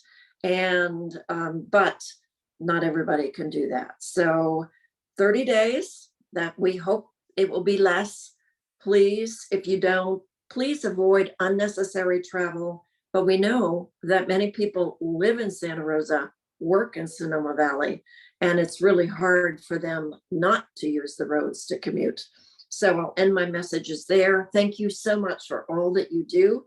And I probably won't stay with you for the whole meeting because, celebrations abound. But thank you all for the work that you do. Thank you, Supervisor Gordon, and happy birthday on behalf of the council. You're welcome. Are there any comments from council? Celeste? Yeah, thank you, Supervisor Gordon. I hope you're having a lovely birthday with your family. On the Los Guillicos housing for the houseless community, is that for individuals only, or is there going to be wings or separate buildings for families? Thanks, Celeste, for the question. And you and I have had engaging conversations, and thank you for all that you do in helping one or two families get the housing that they needed. For right now, well, we know that the old Juvenile Justice Hall has concrete block walls. So when I inquired about, can you punch a hole in the wall for a family, they thought it was unlikely, but I will continue the conversation. And the challenge that I see with having families at that location, it is so far away from jobs and schools and services. And so families could live there potentially, but it's a long way for a family to access the jobs and schools.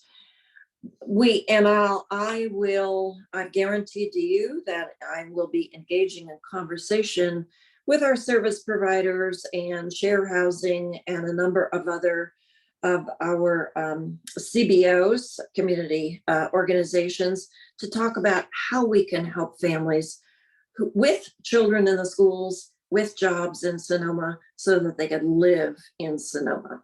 But I'll continue the conversation about Los Guillicos, but I think it's problematic for families. Thank you. Any other comments from council? Through the chair, Supervisor Gorin, just a quick reminder about our bilingual listening session, if you'd like to bring that up.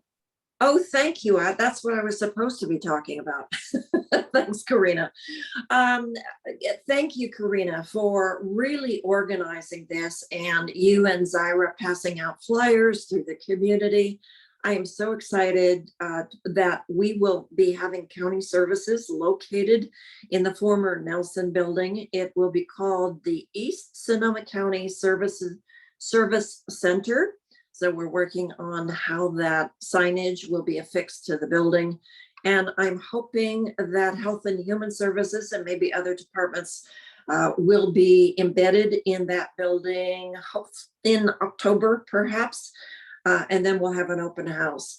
But in anticipation of that, we planned a community listening session that will be Zoom. It will be bilingual. Thank you to Karina for arranging translation. It's going to be held in exactly the room that you're sitting in right now. And we're going to try to put as many chairs as possible in, but it's not a big room, as you can see. And so we will be offering Zoom for public comments. And we would love to hear from as many community members as we can about what services you need.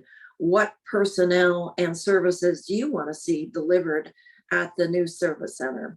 So this has been a dream come true for me, and I hope that we can provide the services that our community needs at this location.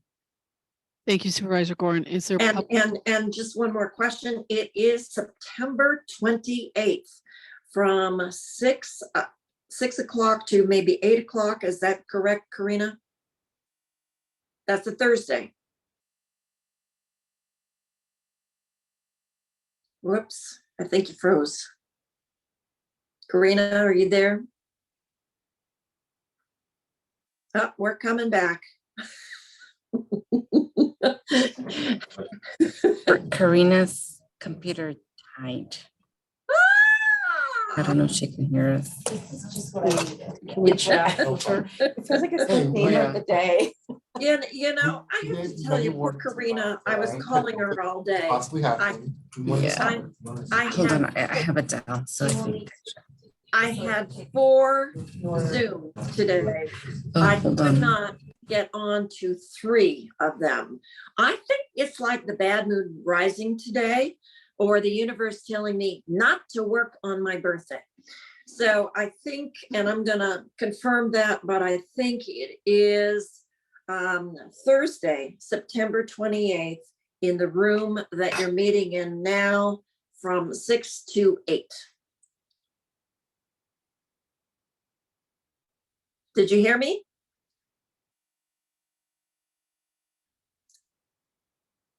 Mary Carmen, did you get that? Can you hear me? Ah.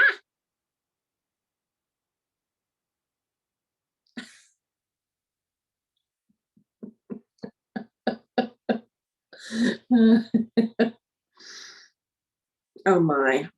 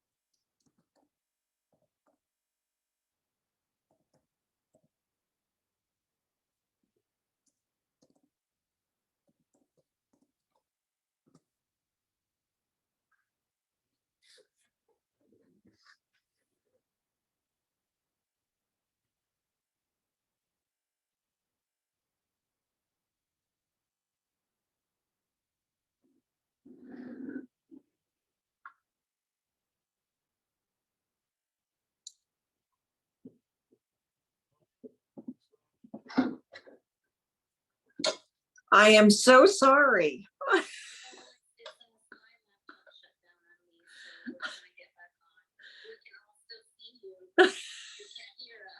Well, I can't see you. It looks like everybody's muted.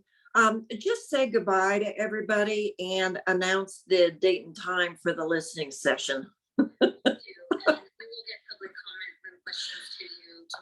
Okay. Oh, oh, it's one of those days. Thanks for rolling with the punches. All right. Good night.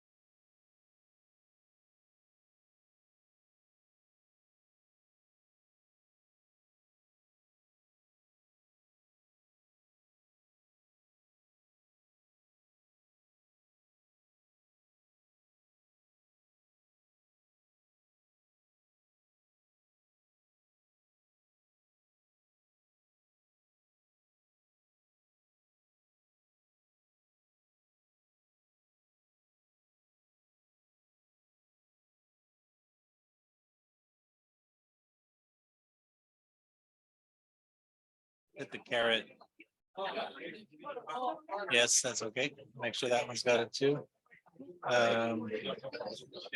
Yeah. That's good. Right where we left off. Right?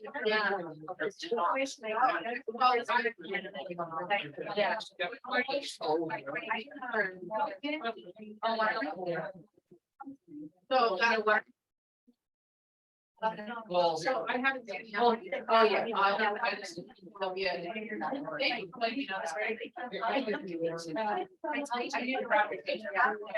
Today, I think the most.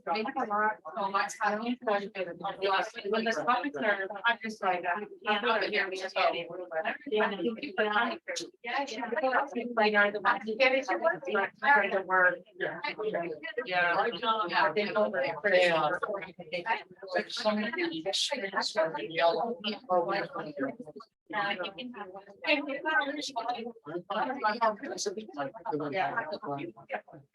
I know. I know. I'm the.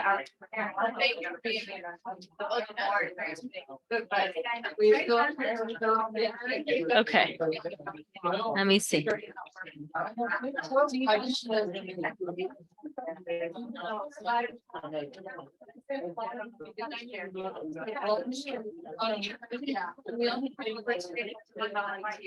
One block on and then what's his name? That's. Mark. Yeah.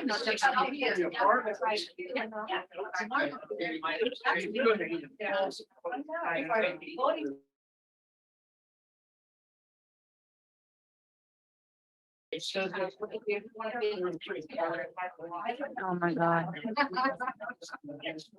Did it work? I don't, I No, think so. I mean, my thing. I clearly it got me back to. I swear my computer said I had. Today you're it. like, a ver, It's- ¿qué I can't anymore. Okay, so we got the letter of support. Let me ask them real quick. I mean, I work.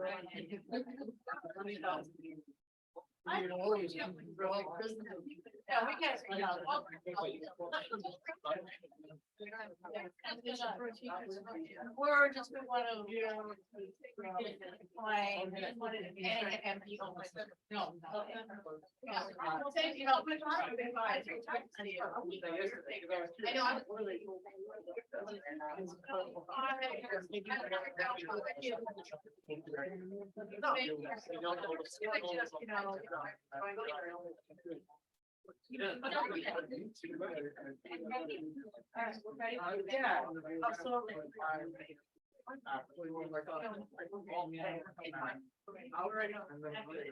That's what it sounds like. I'm there.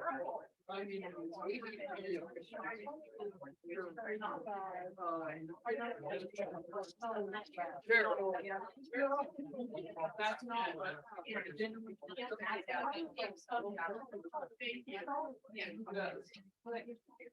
I think we're back in action. Okay, we want to get to public comment. Are we ready, Karina? Give me a second. We are recording, yeah. All right, thank you. So we'll take public comment for.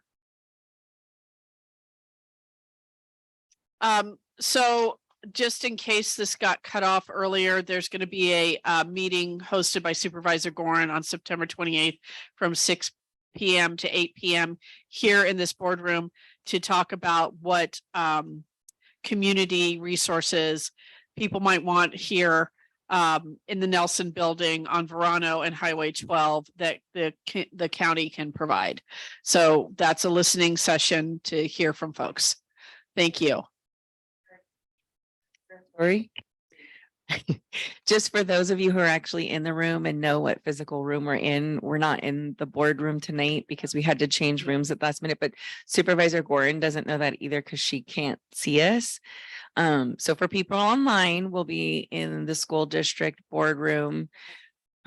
But tonight we're in the professional development building. So I just didn't want to confuse people who are actually in the room tonight. Yeah, thank you. Boardrooms across the driveway. Thank you so much. And thanks, Mari Carmen. All right, I'm going to go to public comment for Susan. Is there any public comment? Anyone online?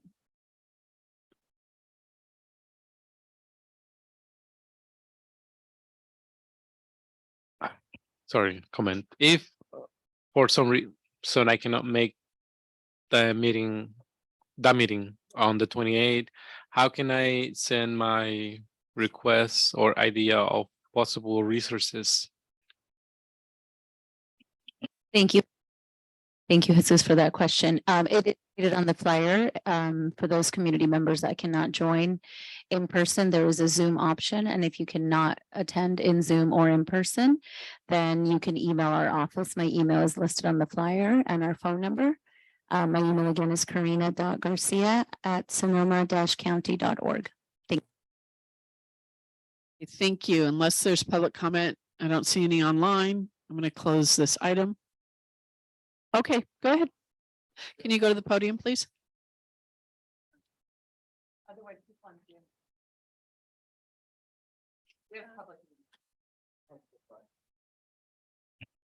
It's me again. I'm Kayla. I live in Sunset Way. So my public comment is about it.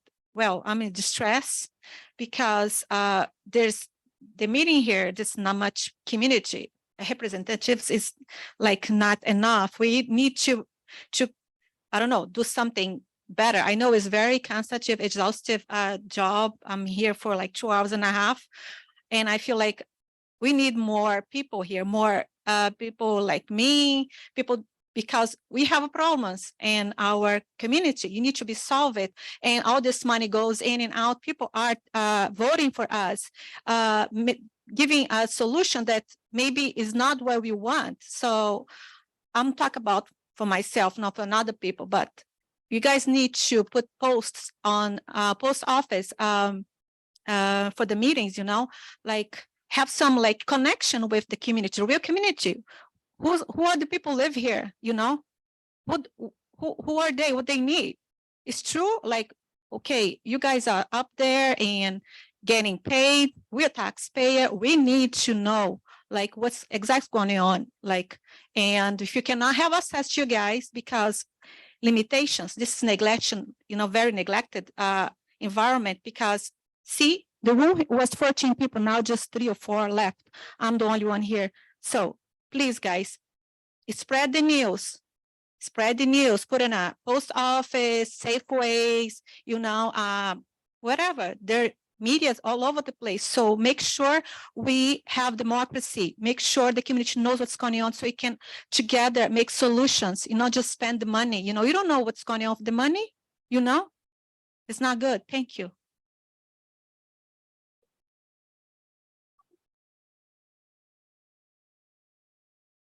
Comments. Okay, we're going to close this.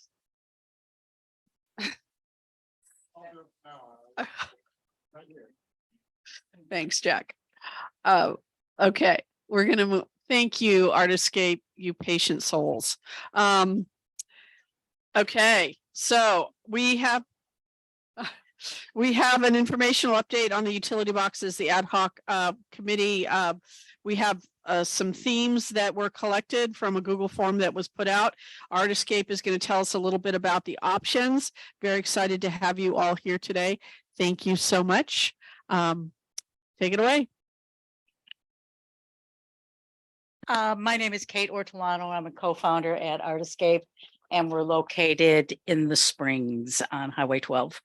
And this is Kaya, and well, she'll talk in just a second, please. But I just want to first say thank you so much to all the council members and Karina for the constant support that you guys have shown us and our collaborations that we've have now and in the past. So thank you all. So we are going to help with beautifying the Springs by painting the utility boxes. There are 5 of them. And Kaya, we have submitted a budget. The budget got approved. And Kaya is our lead artist. She's a teaching artist that works with us. And she will explain the project really well. Okay, Kaya, you know, excuse me, I'm just really tired. I am at this point. So Kaya, go for it. I would love to. Hi, my name is Kaya Rose. I'm a muralist and youth arts educator. I've been working with Artiscape since what, January? Around that time. And so I was asked to help with the utility box project. So it's 5 different utility boxes that will be themed around submissions, sounds like from community members. Ideally what that schedule would look like, assuming everything goes to plan, which nothing ever does, but like fingers crossed. Throughout the month of October, I would be designing what those utility boxes would be. We've already taken schematics and know our dimensions of everything. Yes. Am I now speaking into the thing? I'm speaking into the thing. Thank you. Yeah, so we have schematics and everything's all prepped to just kind of jump straight into a designing phase, which is super exciting. And then after that, it would just be like preparatory work of getting all of our materials together. And ideally, what I would love to do is use this material called mural fabric. It's also called polytab, which Kate has an example of. And if we do decide to go in this direction and use this, we would be able to incorporate more local hands on the project and have 2 2-hour workshops. So that's a total of 4 hours of teens painting elements of the design to eventually be installed on the utility boxes. Some of those teens will also be volunteering on the install. So they'll have like hands-on experience working on these projects, which is super cool. Can I just say something about this fabric? Yeah. Is that the utility boxes will be painted, but this is just like kind of a decal that's over it. You want to show them up against the wall? It's very, very, very thin. So it's like less than a millimeter. Yeah. So we're able to use these, and the kids, weather dependent. I mean, this is really great because we can work on it inside and then go and install and put it on. And the beauty of it as well is that it'll limit the amount of time that we're actually working on the sidewalk. You know, because we need to talk about liability. That's one of our questions, is like, how is that going to be handled? We have, Artiscape has liability insurance for on site, and then we need to work with the county and figure out how do we keep it all safe. But by using this particular material, the kids will be able to do a design according to whatever the theme that the MAC is choosing us to go, what direction. And so they'll be able to paint it, they'll be able to cut it out, they'll be able to install, and then there will be a Varathane that's over the entire box to preserve it as well. So the chances of it coming off is almost nil. So it'll stay bright and current as well. The varnish too, it will also be really easy to clean if there's any like graffiti situations, or if we need to go in and repaint it, it's like flawless. It's really great. It's just a polyacrylic satin finish varnish. It's really nice. So one of our questions are that we have for the committee are, do you have a design? Do you have a way that you want us to, a direction that you'd like us to go into? And if you don't have it, I would like us to figure out tonight of like an end date, so then we can begin the process, because it's going to be a back and forth kind of a look. And who is our point person? That's the other thing that we need to know. So we're not like, you know, dealing with every single person and 6 different opinions. It would be really great to have a point person for us on this. So it was liability. It was the theme.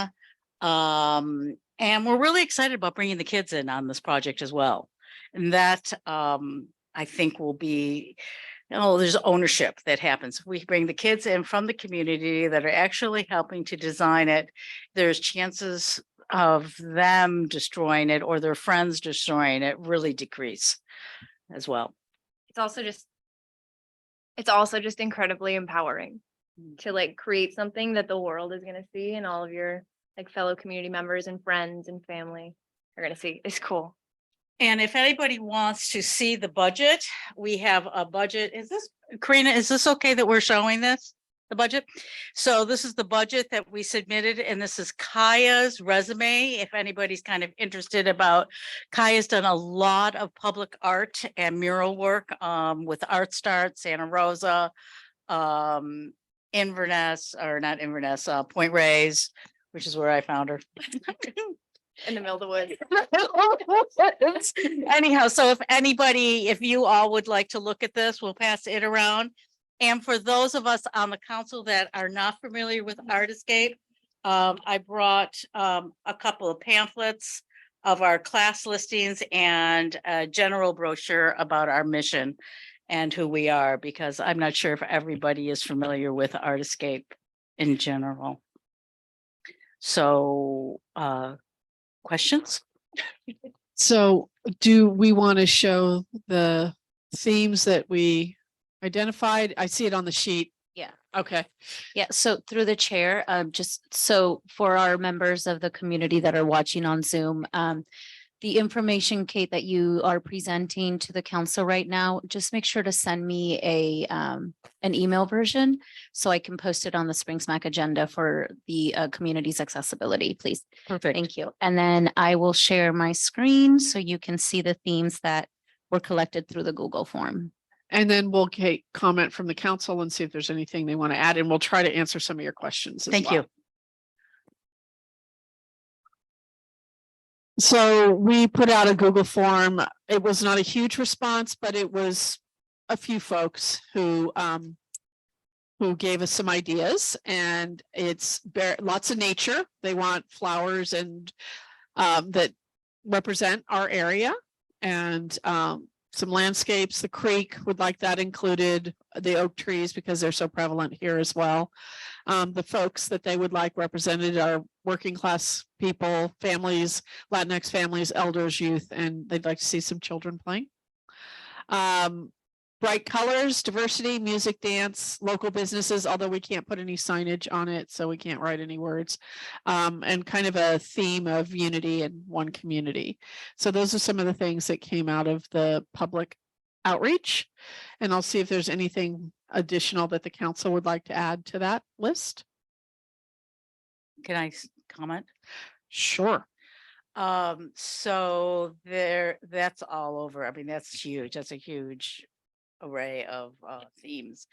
And do you all want to narrow it down, or do you want us to narrow it down? And there are 5 boxes, and there's 5, 10, 15 themes up there. So it's really needs to come from you.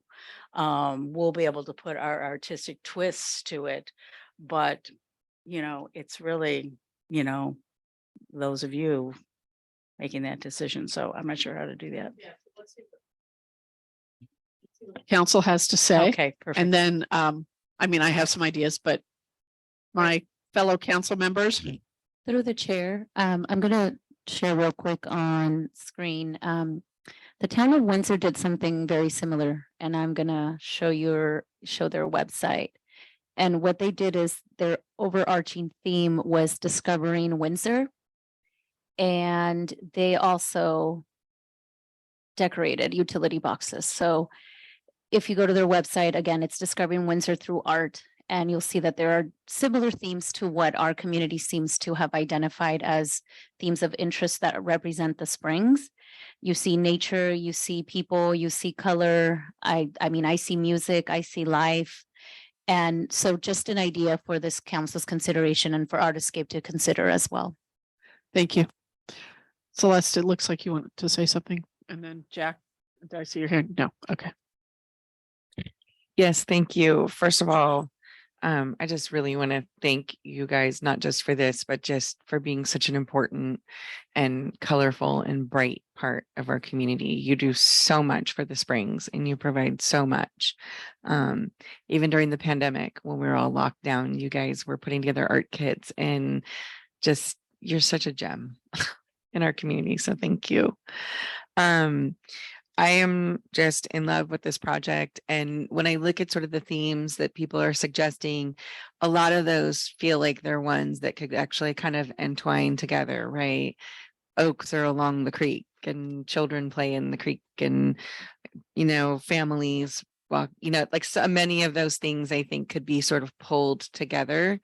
And I love that you want our feedback, but I also feel like you are such a incredible heart of the Springs, and you know, and are in direct contact with so much of the community in the Springs, that I also very much trust your artistic eye and your artistic inclination to tie some of these ideas together into a vision.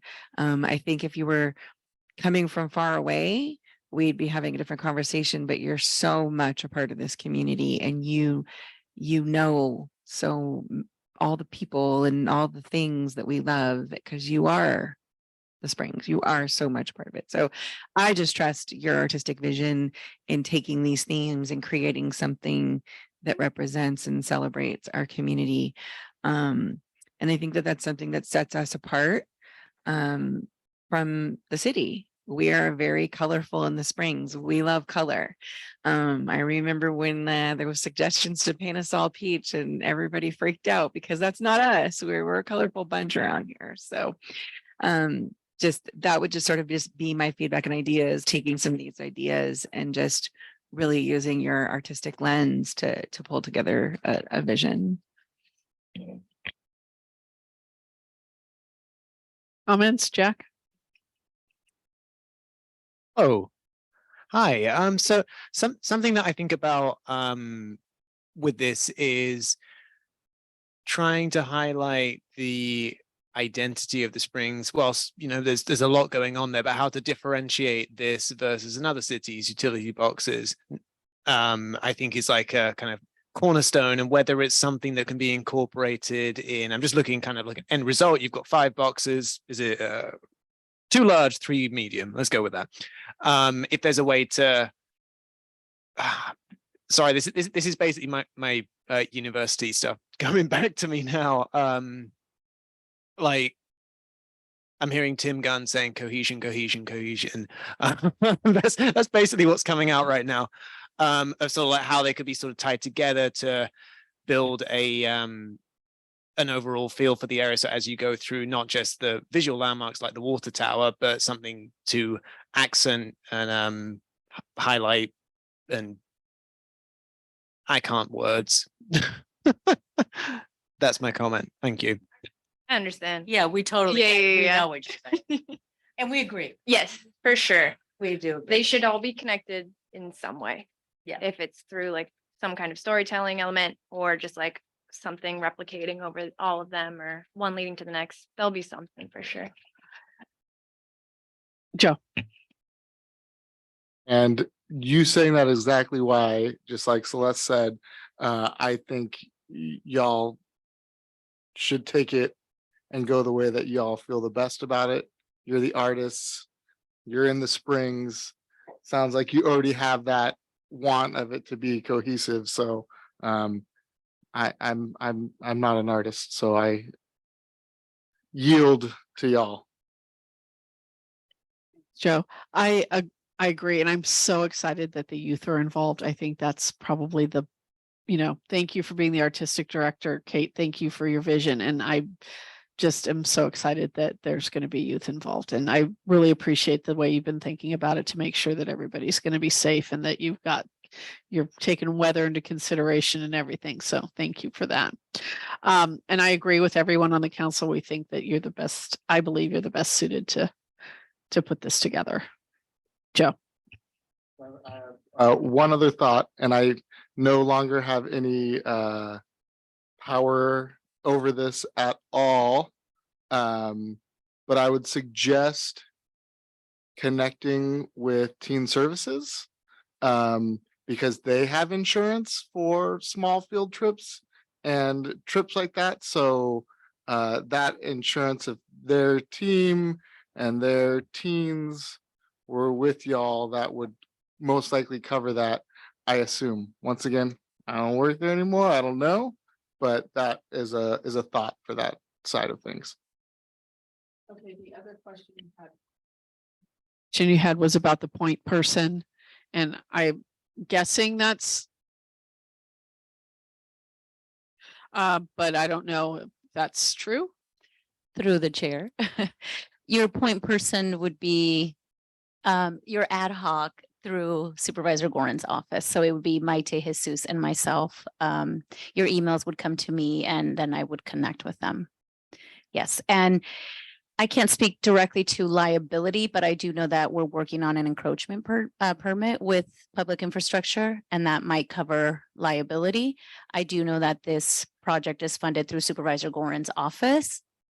And I think we met about that, but I can't exactly remember if we talked liability. So we will follow up on that. Thank you. Any other comments before I go to public comment? Jesus. Like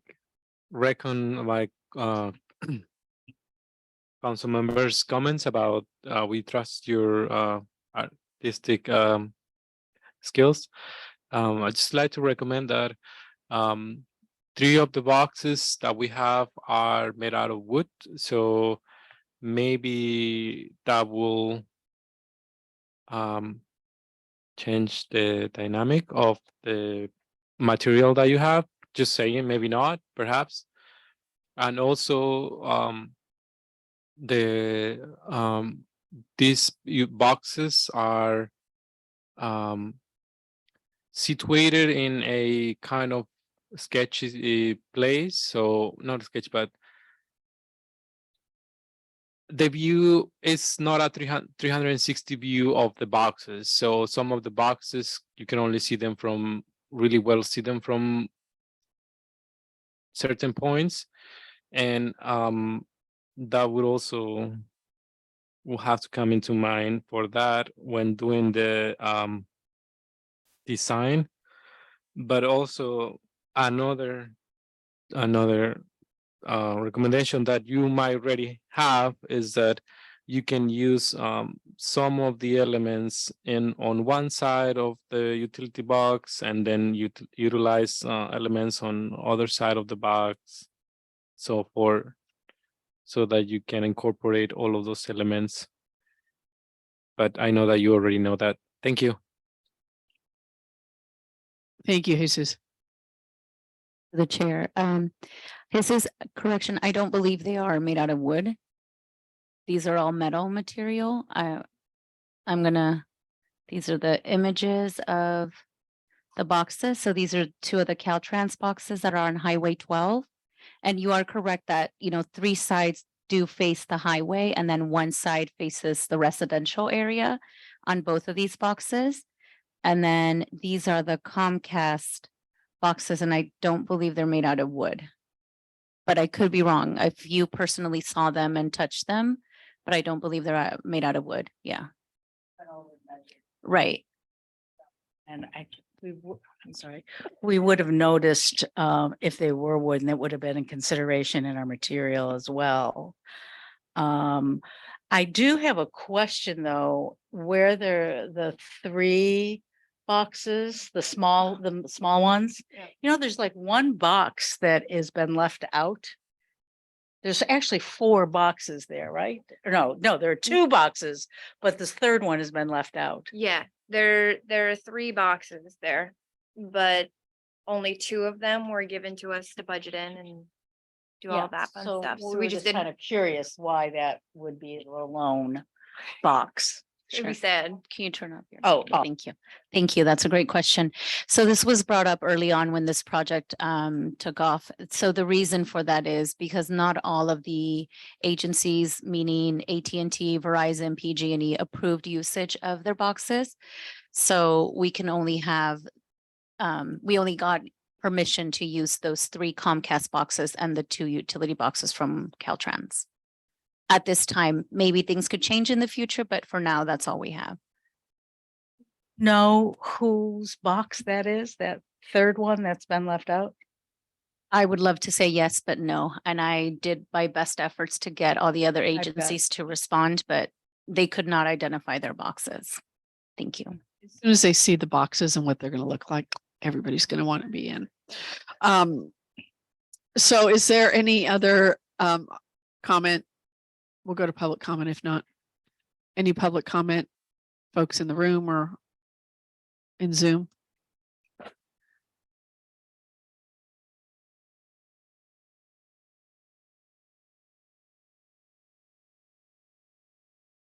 Can you, so you guys can, yeah.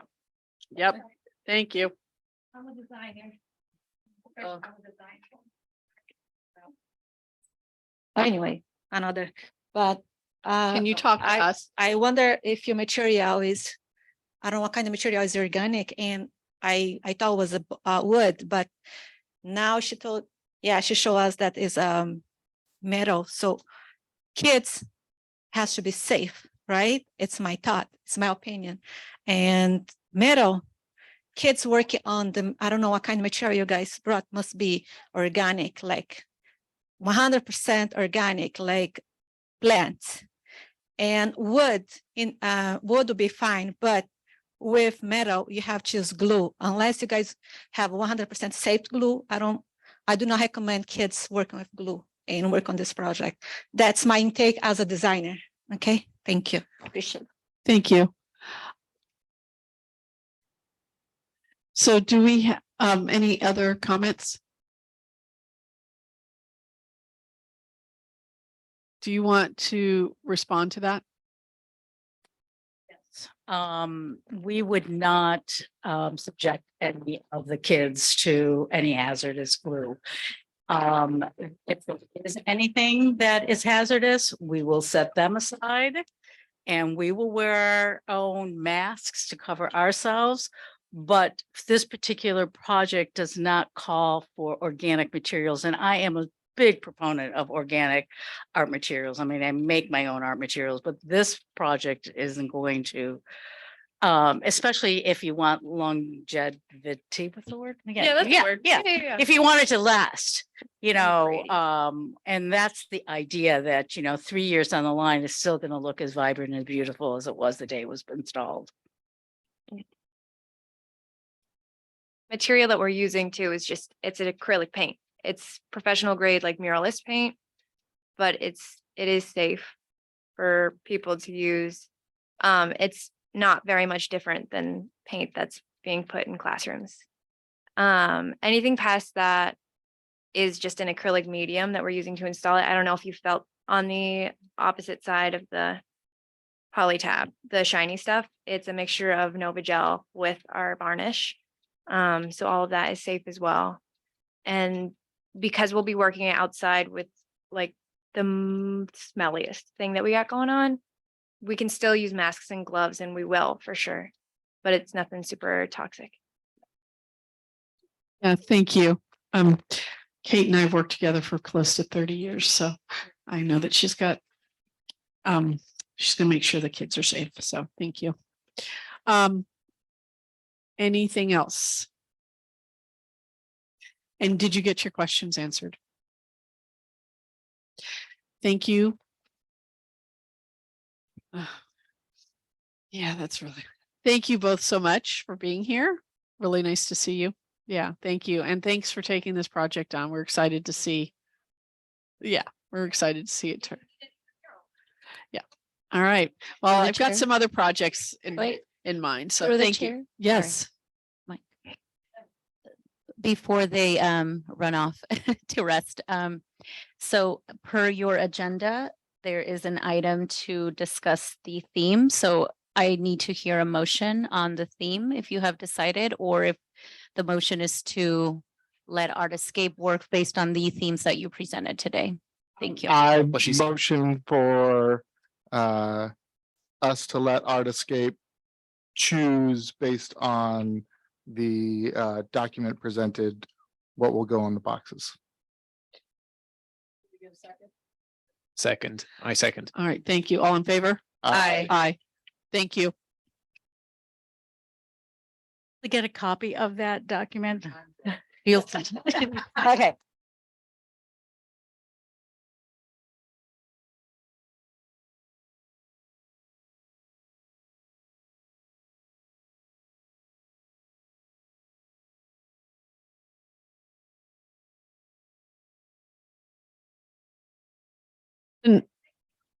Thank you so much. Yeah, thank you. Norms and we're closing item 7, moving on to norms and expectations.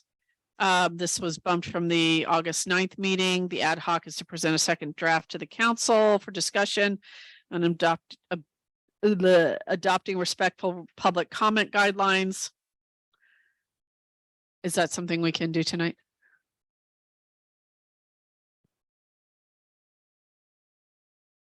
I mean, I finally actually got the document to Karina, although I thought I did previous. We did add a piece that we've already been using tonight, which is great, making sure the public addresses council, not presenter, and that the council, if warranted, will ask questions and that it's not a conversation. We still Like the summary thing that we did, that I did? Is that what exactly. you mean? Yeah. Exactly. Yeah, that was great.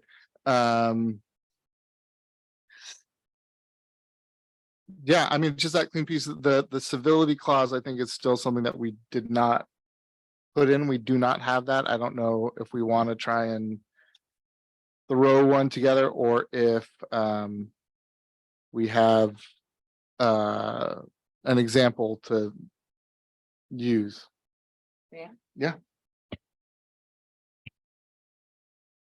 Thank you. So, two pieces, just because I think it's important for the public to understand. The reason that we're building this is, one, to make sure that we keep a healthy and respectful environment for everybody, while also allowing for people to have their public comment and to provide that space for the community for public comment, and finding the balance between those two things. The other piece to this also is keeping us as a council in alignment with the Brown Act. And I think that that piece gets very confusing sometimes for the community, because let's face it, not everybody walking around the community has read the Brown Act, knows the Brown Act, and like, why would they? It's not the world's most exciting document unless you're just like sort of a weird nerd like me that likes to read it. But effectively what it means is it's the guidelines that we as a council have to abide by in the state of California. It is a law. And so it's one of the reasons why we have a section that's public comment on items not on the agenda. And then there's public comment for items that are on the agenda. And sometimes when the public will sort of deviate between the two, we have to stop you. And it's not because we don't want to hear what you have to say. It's because we have to stay in alignment with the Brown Act. We're literally just following the law, but we really do want to hear from you. So finding that balance. With the civility piece, I always tell people I will always defend their right to tell me how much they disagree with me and don't like me. Like I love public comment. I'm the queen of it. But that being said, to Supervisor Gorin's point earlier today in the meeting, and what's sort of been happening at some of our public meetings, is we do have some individuals who are utilizing some of the hybrid formats and in some of the in-person formats as well of public comment to utilize, bigoted hate speech, threats, those kinds of things that really are not just inappropriate, but really make people feel unsafe and make people feel unwelcome. I know a lot of our organizations, not just our public meetings, but some of our organizations such as the NAACP have really been having to deal with and manage this right now. So I do think that we need a civility clause. I don't think that we need to get tangled in the weeds of it. I'd like to suggest as a council that we keep it, in the simplest terms, right? No bigoted comments, treat people in the room with courtesy and respect, and ensuring a welcoming environment so that everyone can participate. I think that if we try to get too far into the weeds, we'll never really actually get done what we want to get done. But I do feel confident that we could create something that maintains that space in the room, while at the same time maintaining the spirit and the importance of public comment and the community's ability to utilize their right to public comment. So I hope that sort of helped explain those two pieces of what we were looking at when we were creating this document as an ad hoc.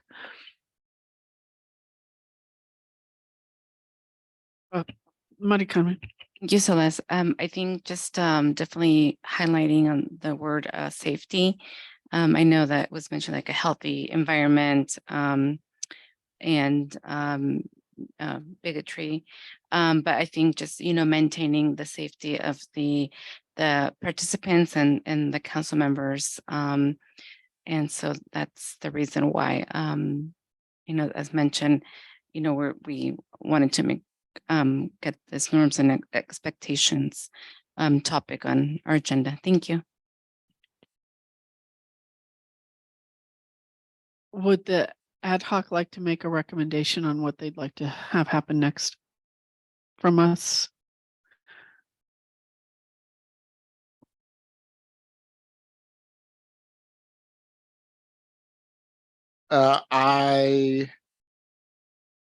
Did the original notes make it out to everyone? So not to put anyone on the spot, but I emailed your ad hoc a document and I never heard back. So I can present what I emailed you, but it's a rough draft and I don't even know if this is what you want me to present, but. Right. Okay. I'm not saying you have to put it up. That's just, I wasn't That's sure. what I'm asking, yeah. I think we need to find a time in our busy lives to get together. Okay. One more time. Sure. Yeah. To bring something forward that can be edited and voted on, because we're not there. So Joe would, yeah, we can do that. Because I would agree with you. I think that we need to sort of wordsmith a proposed civility clause so that we're keeping in alignment with the spirit of public comment, while at the same time meeting the safety and the healthy environment aspect. So yeah, I think I would agree with that I think we need to get together and do that, just that one piece. Yeah. But to get feedback from the council, if there's anything beyond sort of what we just talked about that you'd like to see incorporated into those words. I think that's a great plan. Thank you. Is there any public comment or any comment from the council before I go to public comment? Any public comment?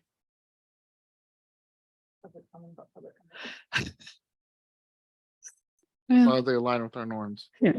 That aren't voted on yet. Yeah. Okay. I don't see any happening. All right. Okay. We're going to close that. We'll bring it back. Let us know if you want it on the next agenda or if you need more time. Also, can we amend the agenda, Karina, at this point, or is it too late? Correction. I want to take goals off. I think goals takes more time and it's not something to enter into at almost 9 o'clock, but I do think the calendar should be looked at. Is that agreeable to people? I would agree. I'd like to see goals be actually its own agenda item for future. Yeah, agenda. and I think earlier in the agenda. So is that agreeable on this end of the table? Yeah. Okay. All right.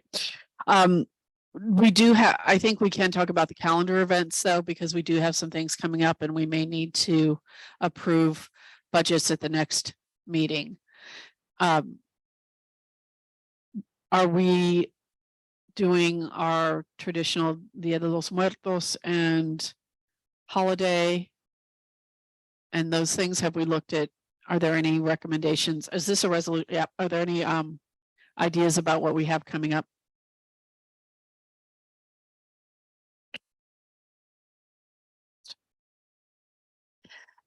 I know we had talked about, we had a great time at the community picnic and doing it again. However, construction is also going to start at Larson, but we don't really know exactly when because it's weather dependent and then plans and bidding and all that kind of stuff. So I'm just wondering as a council, if we could sort of put it on the calendar tentatively for the spring and then see where we're at as we get closer to the spring in terms of where Larson Park is at. And if we need to cancel it for the year and wait for Larson to be done, we could, but if Larson hasn't started and we could squeeze one in, that would be awesome. Can we do that? Is that okay? Are we allowed? I think we can do that. Absolutely. We'll see if we can come up with some tentative dates and then maybe we bring this back for review at the next meeting. Are there, Mari Carmen, do you want to do another winter festival? I would only do it if we have a strong ad hoc. I don't feel I have the capability to do much on my own right now. But I only if we had an ad hoc that was very active to get it done. Yeah, that's my only hesitation. And I know we're all busy. I really need to I do want to do it, but I think I will propose it for October. I don't have right now the capability to bandwidth. Like I said, we would have to do an ad hoc for that. And so I'll leave it for homework to see who wants to be on the holiday celebration ad hoc that I will propose in October. Okay. If I may, I just want to say that to remind the public that ad hoc committees can also include members of the public, not just council members. There's only so many of us, and we all also have most of us full-time jobs. And I just really want to really thank you because you take on a lot in this community and you lead some very large community projects that the community depends on, such as the back to school health fair, and you have led this winter celebration. And so I just want to put out to the community, if somebody in the community would like to step up and be on an ad hoc to do that and be willing to maybe even take the lead with some direction and support through Mari Carmen, who has experience in this, I think it would be very, very welcome to help open up her bandwidth a little bit and to allow another community member to take the lead on a project that the community has historically really, really enjoyed. The list. Yes, and thank you for definitely reminding me that the community is able to participate in ad hocs. So I will leave this invitation also for the community members to come forward on our next MAC meeting in October. Like I said, I do want to do it, but I want to do it with the condition that we have a bigger group and that we that way it'll be easier to everybody just work on bits and pieces of the event instead of having to do larger sections of it. But thank you so much, Celeste, for that. Okay, the only other event there's two other, there's the Dia de los Muertos. So right now what I'm hearing is we'll put a spring event on the calendar for June. We'll consider the Winter Festival if there's an ad hoc. We have the Dia de los Muertos. I don't know if that's something we want to consider doing. Now they're gone. And the other one is Dia de los Niños in May, I think.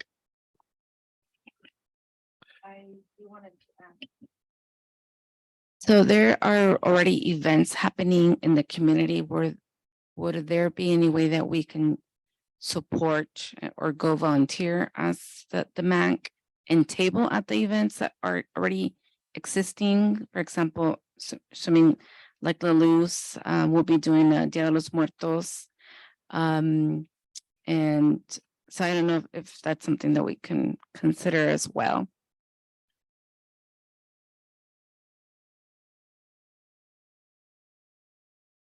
I would like to organize a altar for Dia de los Muertos and from 22 boys, but I don't want to overwhelm Artscape anymore with this project. So I'm asking the council to give me ideas. Who can we partner with for this project? And we also have, if we want to do it again, the holiday decorations on the fence on 22 Boyes. If we can also, perhaps maybe we can do it. We have all the materials. Karina, Artscape has them. Maybe we can organize, the Spring Smack can, lo puede poner. We can put it, we can put the decorations up. We don't need to partner. I don't think so. The chair. So just based on the history of events that the Spring Smack has sponsored in the past, just sort of going from October through the end of the year.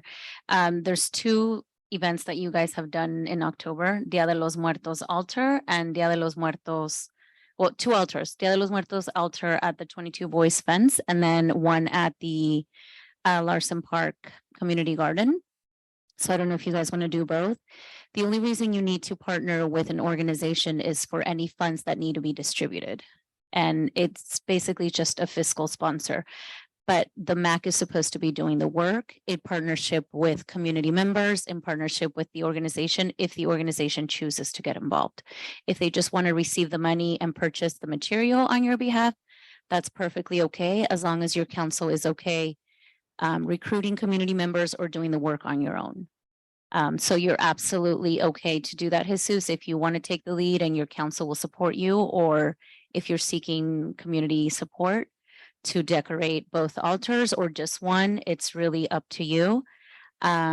And then the winter celebration decoration of the fence, I think that is something that has caused a lot of attraction. And just so you know, the Sonoma Valley Visitors Bureau has reached out because they're interested in bringing more lighting specifically to that site, which I think is fabulous. And you guys jump-started this decoration, so please keep it up. And you're right, like we are overwhelming Artscape with so many little projects, but again, you can find a different fiscal sponsor. You buy or they buy the material on your behalf, and then you guys go out there, maybe do it as, you know, on a day where you all can work together on a Saturday or Sunday and community can gather and you put up the decorations up for the holidays. There's Dia del Niño as well that you guys have sponsored in the past. And to Mari Carmen's question, the Spring Smack can absolutely sponsor and volunteer and support other events that are already happening. Some of them are free. All you need is to table. So you guys just need to figure out who is available to go table. We have the material. You guys just need to show up. If there's some funds that you guys want to support with, then you do need to bring in a budget request form. And that's why this item is important now, because you need to decide if you're going to do any of these projects, the sooner the better. For the October ones, you really only have October 13th or your October meeting. I forget when the date is, but you have to come prepared at that meeting with your budget request form for any events that you're going to do in October and maybe early November, and so on and so forth. So just reminder on that. Thank you. Regarding Artscape, I think that maybe out of courtesy, we still ask them if they want to be the fiscal sponsor, because if we go with another one, they may think that we just left them out. But it's not because, you know, we're just want to leave them out, but because we're considering that we're oversaturating them potentially. And as an alternative, I consider potentially the Sonoma Community Center because they have a lot of arts programs as well. So, but I would still consider sending, asking first Artscape, and if they're not available, then going potentially with the community center, or I think it's what Sonoma Creative Council, what's that called? I forgot the county council. Oh, Creative Sonoma, yes. Sorry, thank you. Here, the council saying is that there's an interest in placing, at least some members, an altar at the Boys Street, 22 Boys, that a winter festival, if there's an ad hoc, that's a possibility, and we'll decide that at the October meeting. The holiday decorations is something that we would like to continue, particularly if we are able to enhance that. And then we'd like to put a spring event on the calendar. Does that sound about right? yes, I would just suggest, do we want to make that spring event also the Dia del Nino? Well, it could be the other one also. I was just gonna say that tentatively put, the event of the other Nino, whatever that may look like. I'm assuming that we're able to, what's the word? Amend, amend the calendar events if we need to in the future. Is that correct? So it's better that we put right now and then we amend if needed. Okay, okay, thank you. I agree with Joe's point. Thank you. And Dia de los Niños is an event that happens at Hannah, and we want this to happen at Larson. Is that? Yep.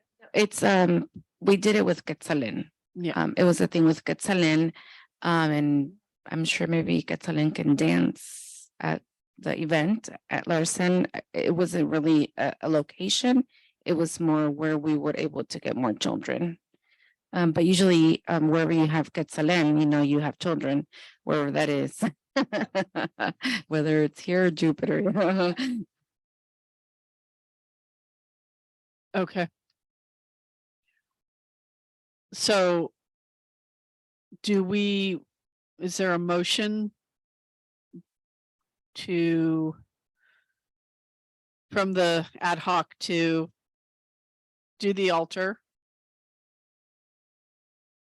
decorate for winter, put a spring event on that's potentially a combination Dia del Nino and a Larson Park event? I was going to wait for you to do that in October because And put in the calendar events and amend as needed. Okay. Whether it's something small or Okay. yeah. Thank you. You're welcome. Do we want to attempt to look at calendars now? Okay. I feel like we're so early. I don't know what's happening in the rest of the world. So, like, is December 16th too late? Do you want to do, that's a Saturday, December?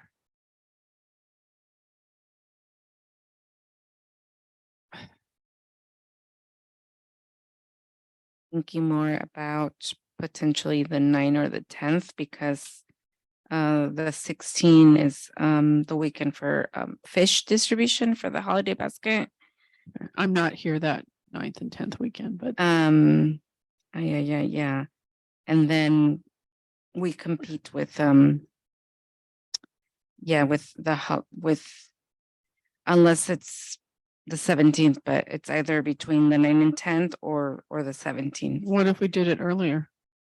The earliest would be the 2nd. Second and third? Second or third? Then that's another potential date.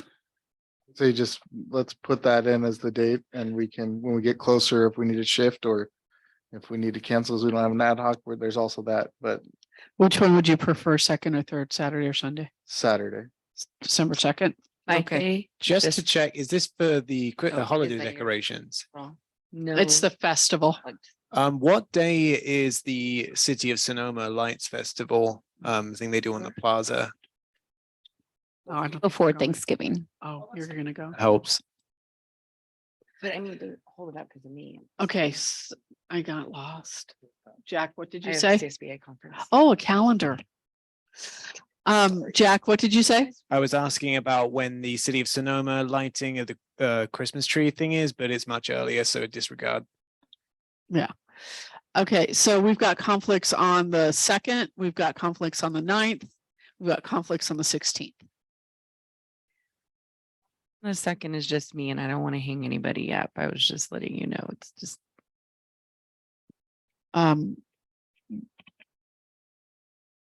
Chair. Mhm. I think it also depends on who's actually on the ad hoc and will be there that day. I So think if it's not- hard yeah. to do this date. Can we wait till October? I don't know. Or we could put out the 3rd. When are you coming back? Yeah, the conference is the second. So would December 3rd work? Yeah, the conference is in Northern California, so I won't have to travel. I won't have a travel day. So yeah, the 3rd. Okay, let's say December 3rd. Does that work for folks? Okay. All right. The spring event. Oh, can you bring up a spring calendar now too? 3rd. Sorry, we all yelled 3rd. It took a while to get to that. 2024. I don't. Oh.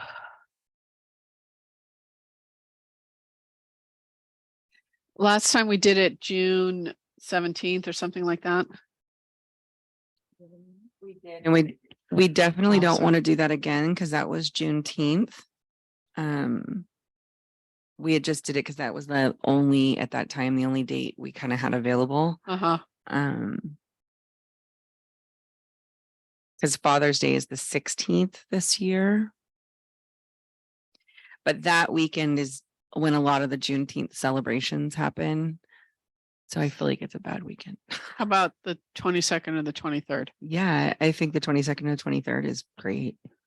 Saturday or Sunday? Let's go with Saturday. Then people aren't tired for work the next day. Yeah, because June was really mostly just about the weather because we had such a wild winter, and I think we're in store for another one this winter. So that actually might be better, even bumping it up a week just to make sure we're out of that window. Okay. And Dia de los Niños is May 31st or April. April 30th? May 1st. Yes, but I think it'll depend on, because we do want to support another event to make it easier on us. So I think probably any day during the last week of April is usually when Quetzalén has done their concert. Should we need to talk to Victor. Yes, so we want to see if he's going to do a concert, because otherwise we can look for another event that may be happening to sponsor. Because the thing is that we want to be able to support an event that's already happening instead of doing an event ourselves. No, I agree. Yeah. But we can't put a date on because we don't. No. Yeah. Just So we'll put- just have to wait and see. Yes. Through the chair, I just want to confirm the community picnic. Did you land on Saturday, the 22nd or Sunday, the 23rd? Saturday, the 22nd. Thank you. And so the only two dates we have right now are the Winter Festival, December 3rd, and the Spring Festival, June 22nd. We're going to see what happens for Dia del Niño. And then the altar, we don't need a date. We just need an approval. Correct, And we're but gonna you do- do need to set a time frame on when you're setting up and when you're bringing down.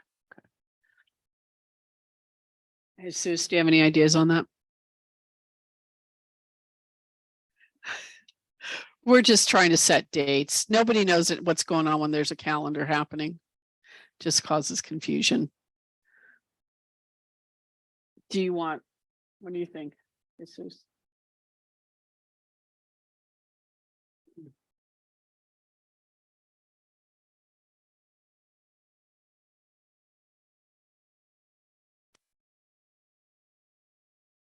No, that happened long ago.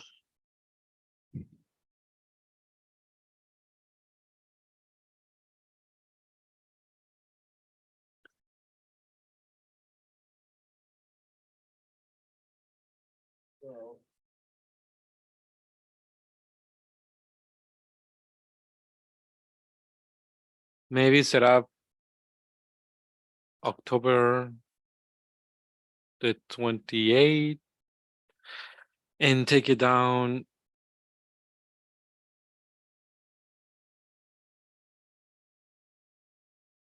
November the 6th. That's a Monday. Why the events have to be this event? And so the bring down, you want to set up on October 28th and you want to bring down all the decorations on November 5th or 6th? I just need clarification. 6. Okay, thank you. Okay, I think we can make a motion if I get these dates right. Okay. I motion that we plan the Winter Festival for December 3rd. The altar will go up on October 28th and come down on November 6th at the 22 Boys Boulevard address. The spring event will be at Larson Park on June 22nd, 2024. And we will wait to see what the Dia del Niño possibilities are. And that is, decorate the winter. Can we see the calendar again? Oh, I like that idea. There it is. We're going to decorate the day we have a party. Beautifully done. Okay, do I have to redo my thing now? Whatever, June. I mean, a January date in like that weekend after. I suggest January 6th. That's a as beautiful is date. tradition. Thank you. Okay, January 6th. All right, I'm going to try again.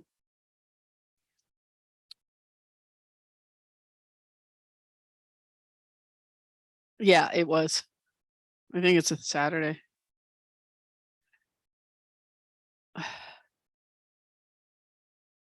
It's a Saturday. Yeah. Can you go back to that sheet where you have the dates? Because I think there's something wrong on it.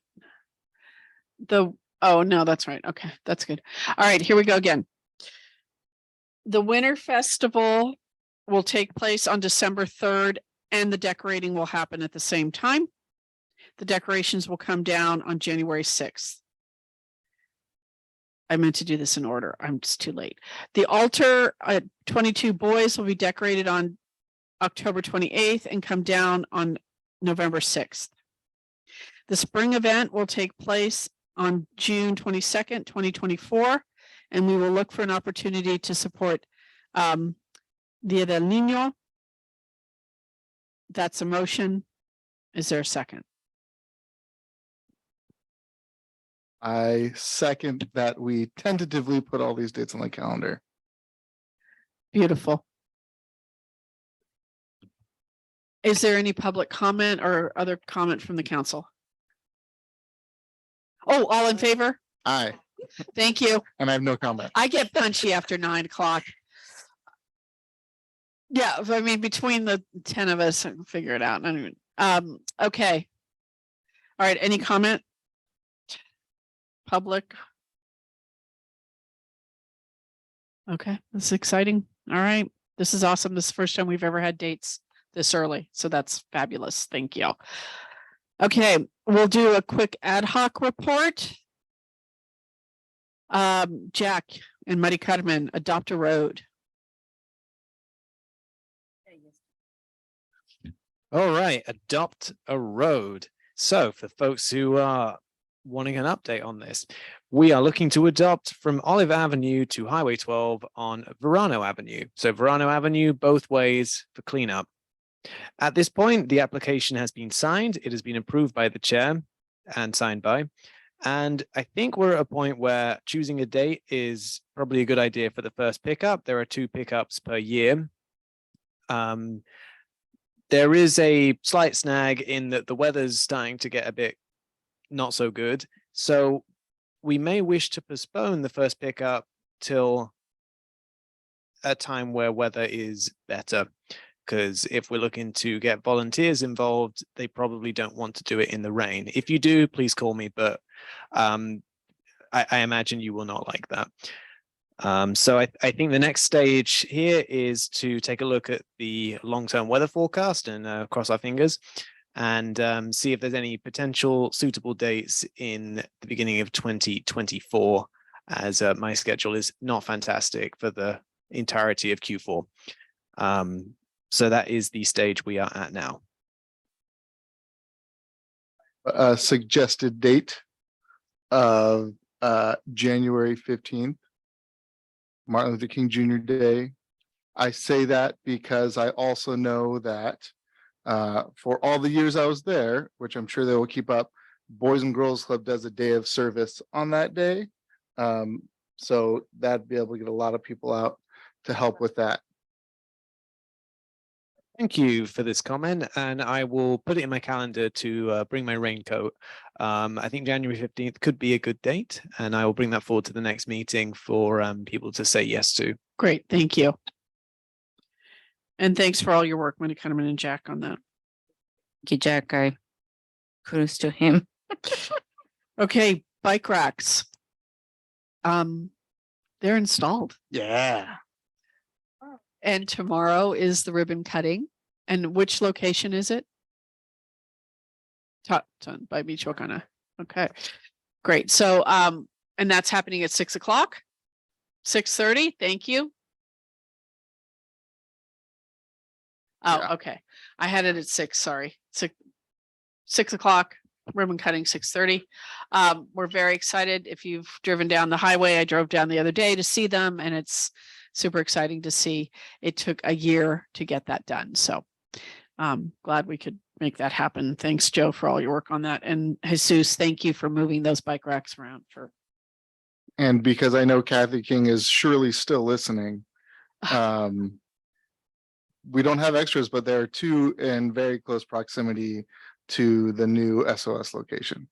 Okay, great. Thank you. I know that at one point they said that we can ask TBW for more. Through the chair. The press release went out inviting the community for the ribbon cutting. And the minute it went out, we were getting calls and emails from community members about what are these bicycle racks? How do I get one? I want one in front of my business, which is really exciting. And then they're out in the community, so even more calls. As you heard, Kathy King came to the meeting today requesting one. So I did my research, and we will be getting 5 more bicycle racks, and the Springs MAC is absolutely tasked with decorating them. Through Artiscape or not, we do have extra material, a ton of material that you all could just have a day where you set up in front of Grove Street office, Supervisor Gorin's office, and just have community members show up and put the paper on the bicycle racks. It's however you want to do this. Otherwise, it's just plain white bicycle racks that can be installed. Supervisor Gorin would like to have the MAC take this project, continue phase 2 of this project, which is where should the next 5 bicycle racks be installed. The only thing that Sonoma County Transit said is they have to be at a bus stop. That's the requirement because it's through Sonoma County Transportation. I will have a follow-up conversation with Supervisor Gorin and Brian from Sonoma County Transit to see if we can move them to different sites that are actually usable by community members, like in front of a grocery store where we know people are biking to use a grocery store. So more information coming forward, but yes, there will be at least 5 more bicycle racks coming to the Springs. Thank you. Great. Thank you so much. Yeah. Okay. Creek cleanup. Jesus and Jack. The Springs MAC is organizing a creek and park cleanup on Larson's Park, September the 23rd from 9 a.m. to midday to noon. We partnered with Sonoma Ecology Center. They help us. They have been helping us. Thank you, Kali. Pierce. Seth Dolinsky is donating compost through Zero Waste Sonoma and opening the community garden and giving plant starters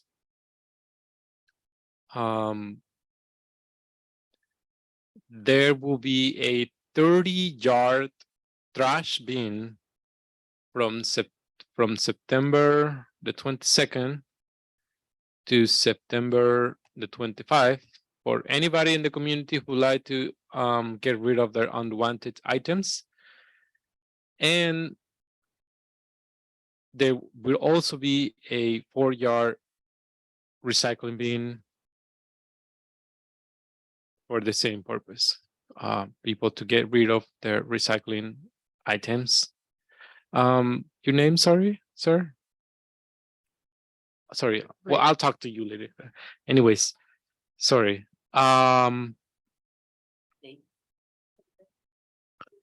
September 22nd to September the 25th.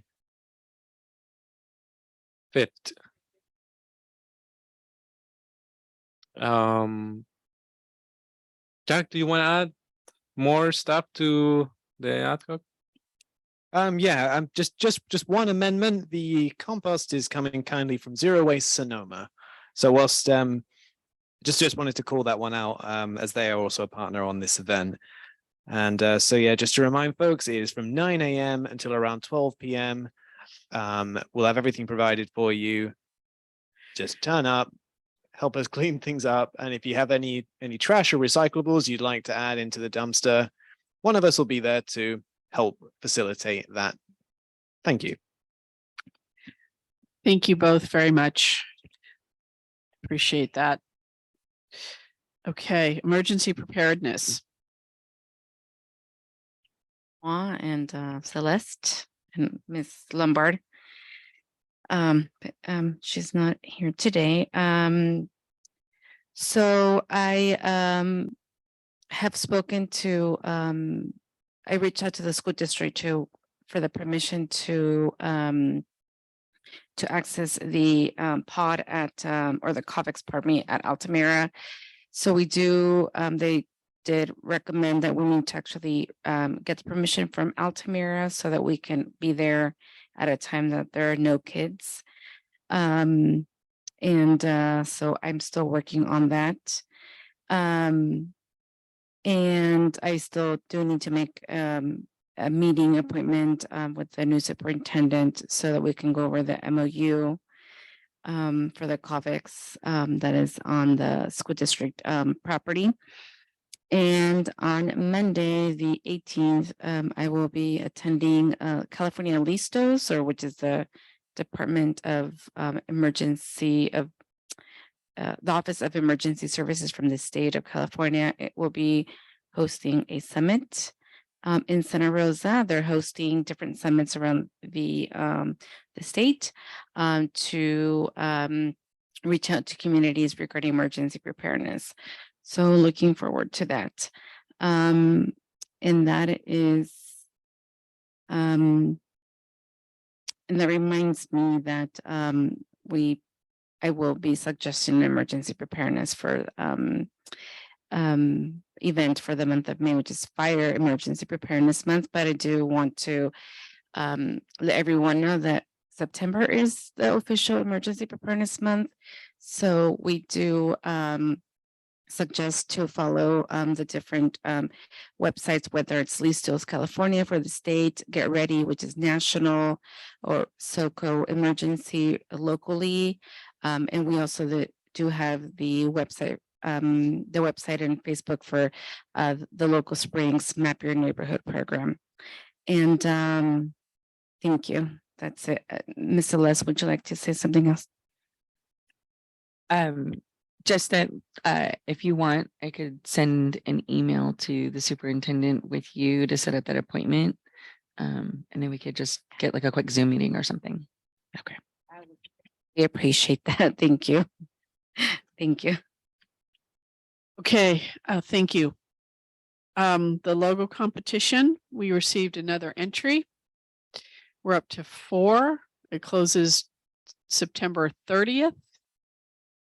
We'll have to make a decision with the 4 or extend the competition at that time. So quick one, Karina, you forwarded the most recent one, but the attachment didn't follow with it. Could you resend?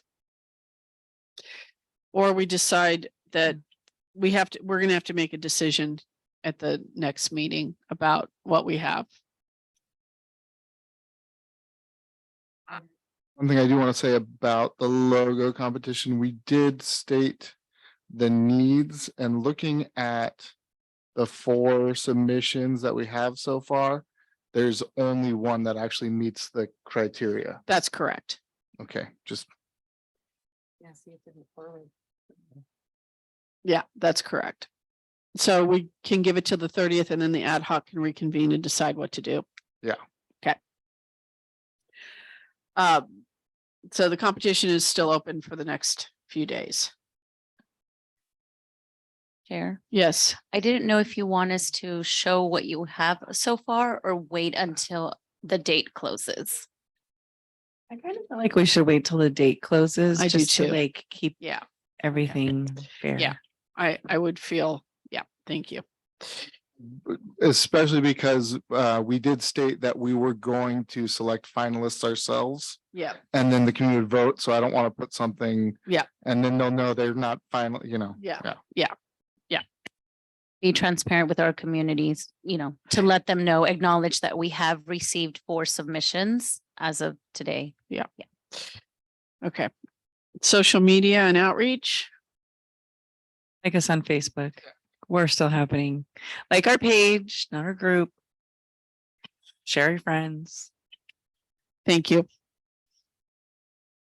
I think that also based on the comments public comment, I think also we need to probably potentially brainstorm how we can do better outreach so that more people do know. So I would I just wanted to put that out based on the concerns of one of the participants today. Thank you. So, Sorry. through the chair.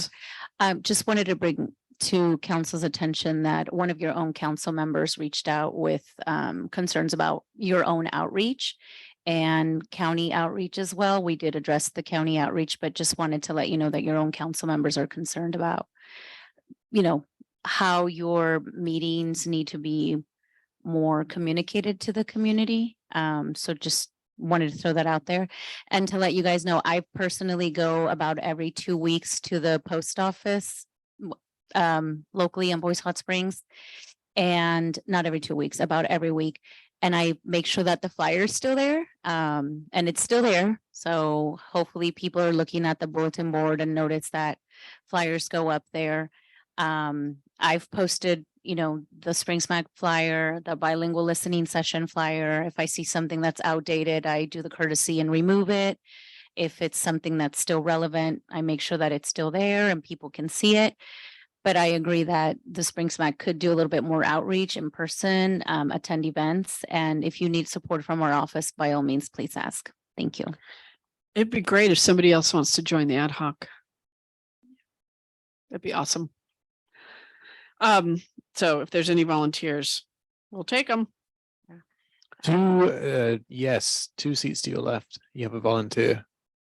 Great. And for those listening in, that's me, Councilmember Allen. Great. And Karina, are you able to talk about the concern of where the outreach needs to happen that this council member expressed? I will leave it at that, and they can speak up if they choose to. But just wanted to let you guys know that there is a concern. Okay. Thank you. Thank you.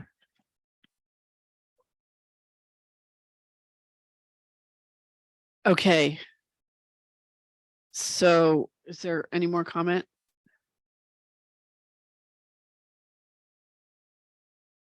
Okay. Public comment on the ad hocs.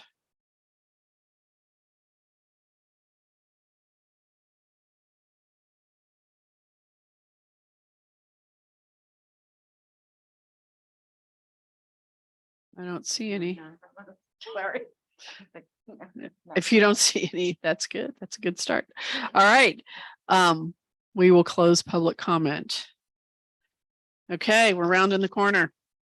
Item 11, This is a receive from the SVCAC. Thank you for putting this together, Karina.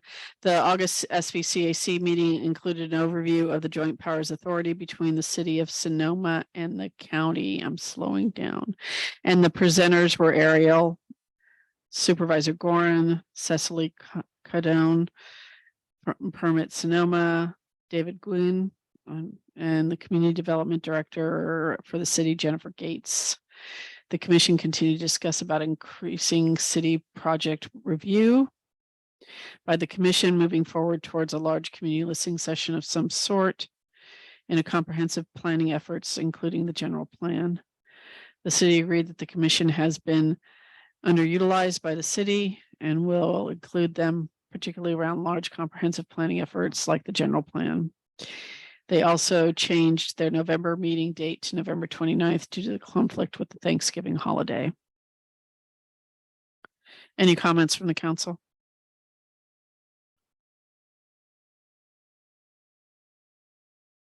Alrighty. Public comment? Okay, moving on to future agenda items. On October 11th, we have a mental health update, positive image, LGBTQ Connect, and ad hoc updates. November 8th, we have Zero Waste Sonoma, Sonoma County Library, and ad hoc updates. Are there anything that you want to move around or change or add? That's the council. Through the chair, just want to confirm that after today's agenda, you're adding the norms and expectations item to October agenda, unless I hear differently. And when would you like the goals item, in October or November? Oh, boy.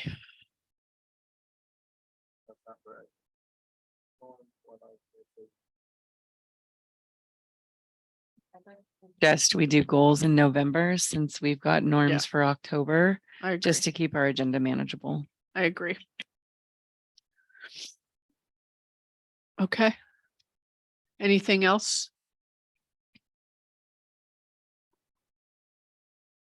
Okay, any public comment on future agenda items?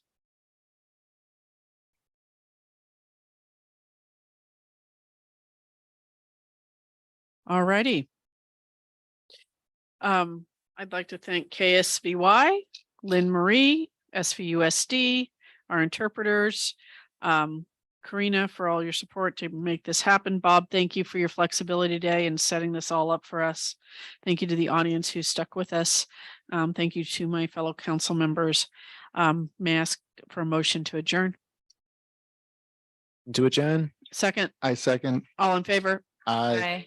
All righty. Good night, everyone. I would actually like to adjourn in honor of Suicide Prevention Month and the fact that there will be 2 local suicide prevention events locally. One on the 21st at Hannah, and then from 5 to 7, and then one at the community center on Monday, the 18th, from 4:30 to 6. Thank you. Thanks, buddy. Carmen.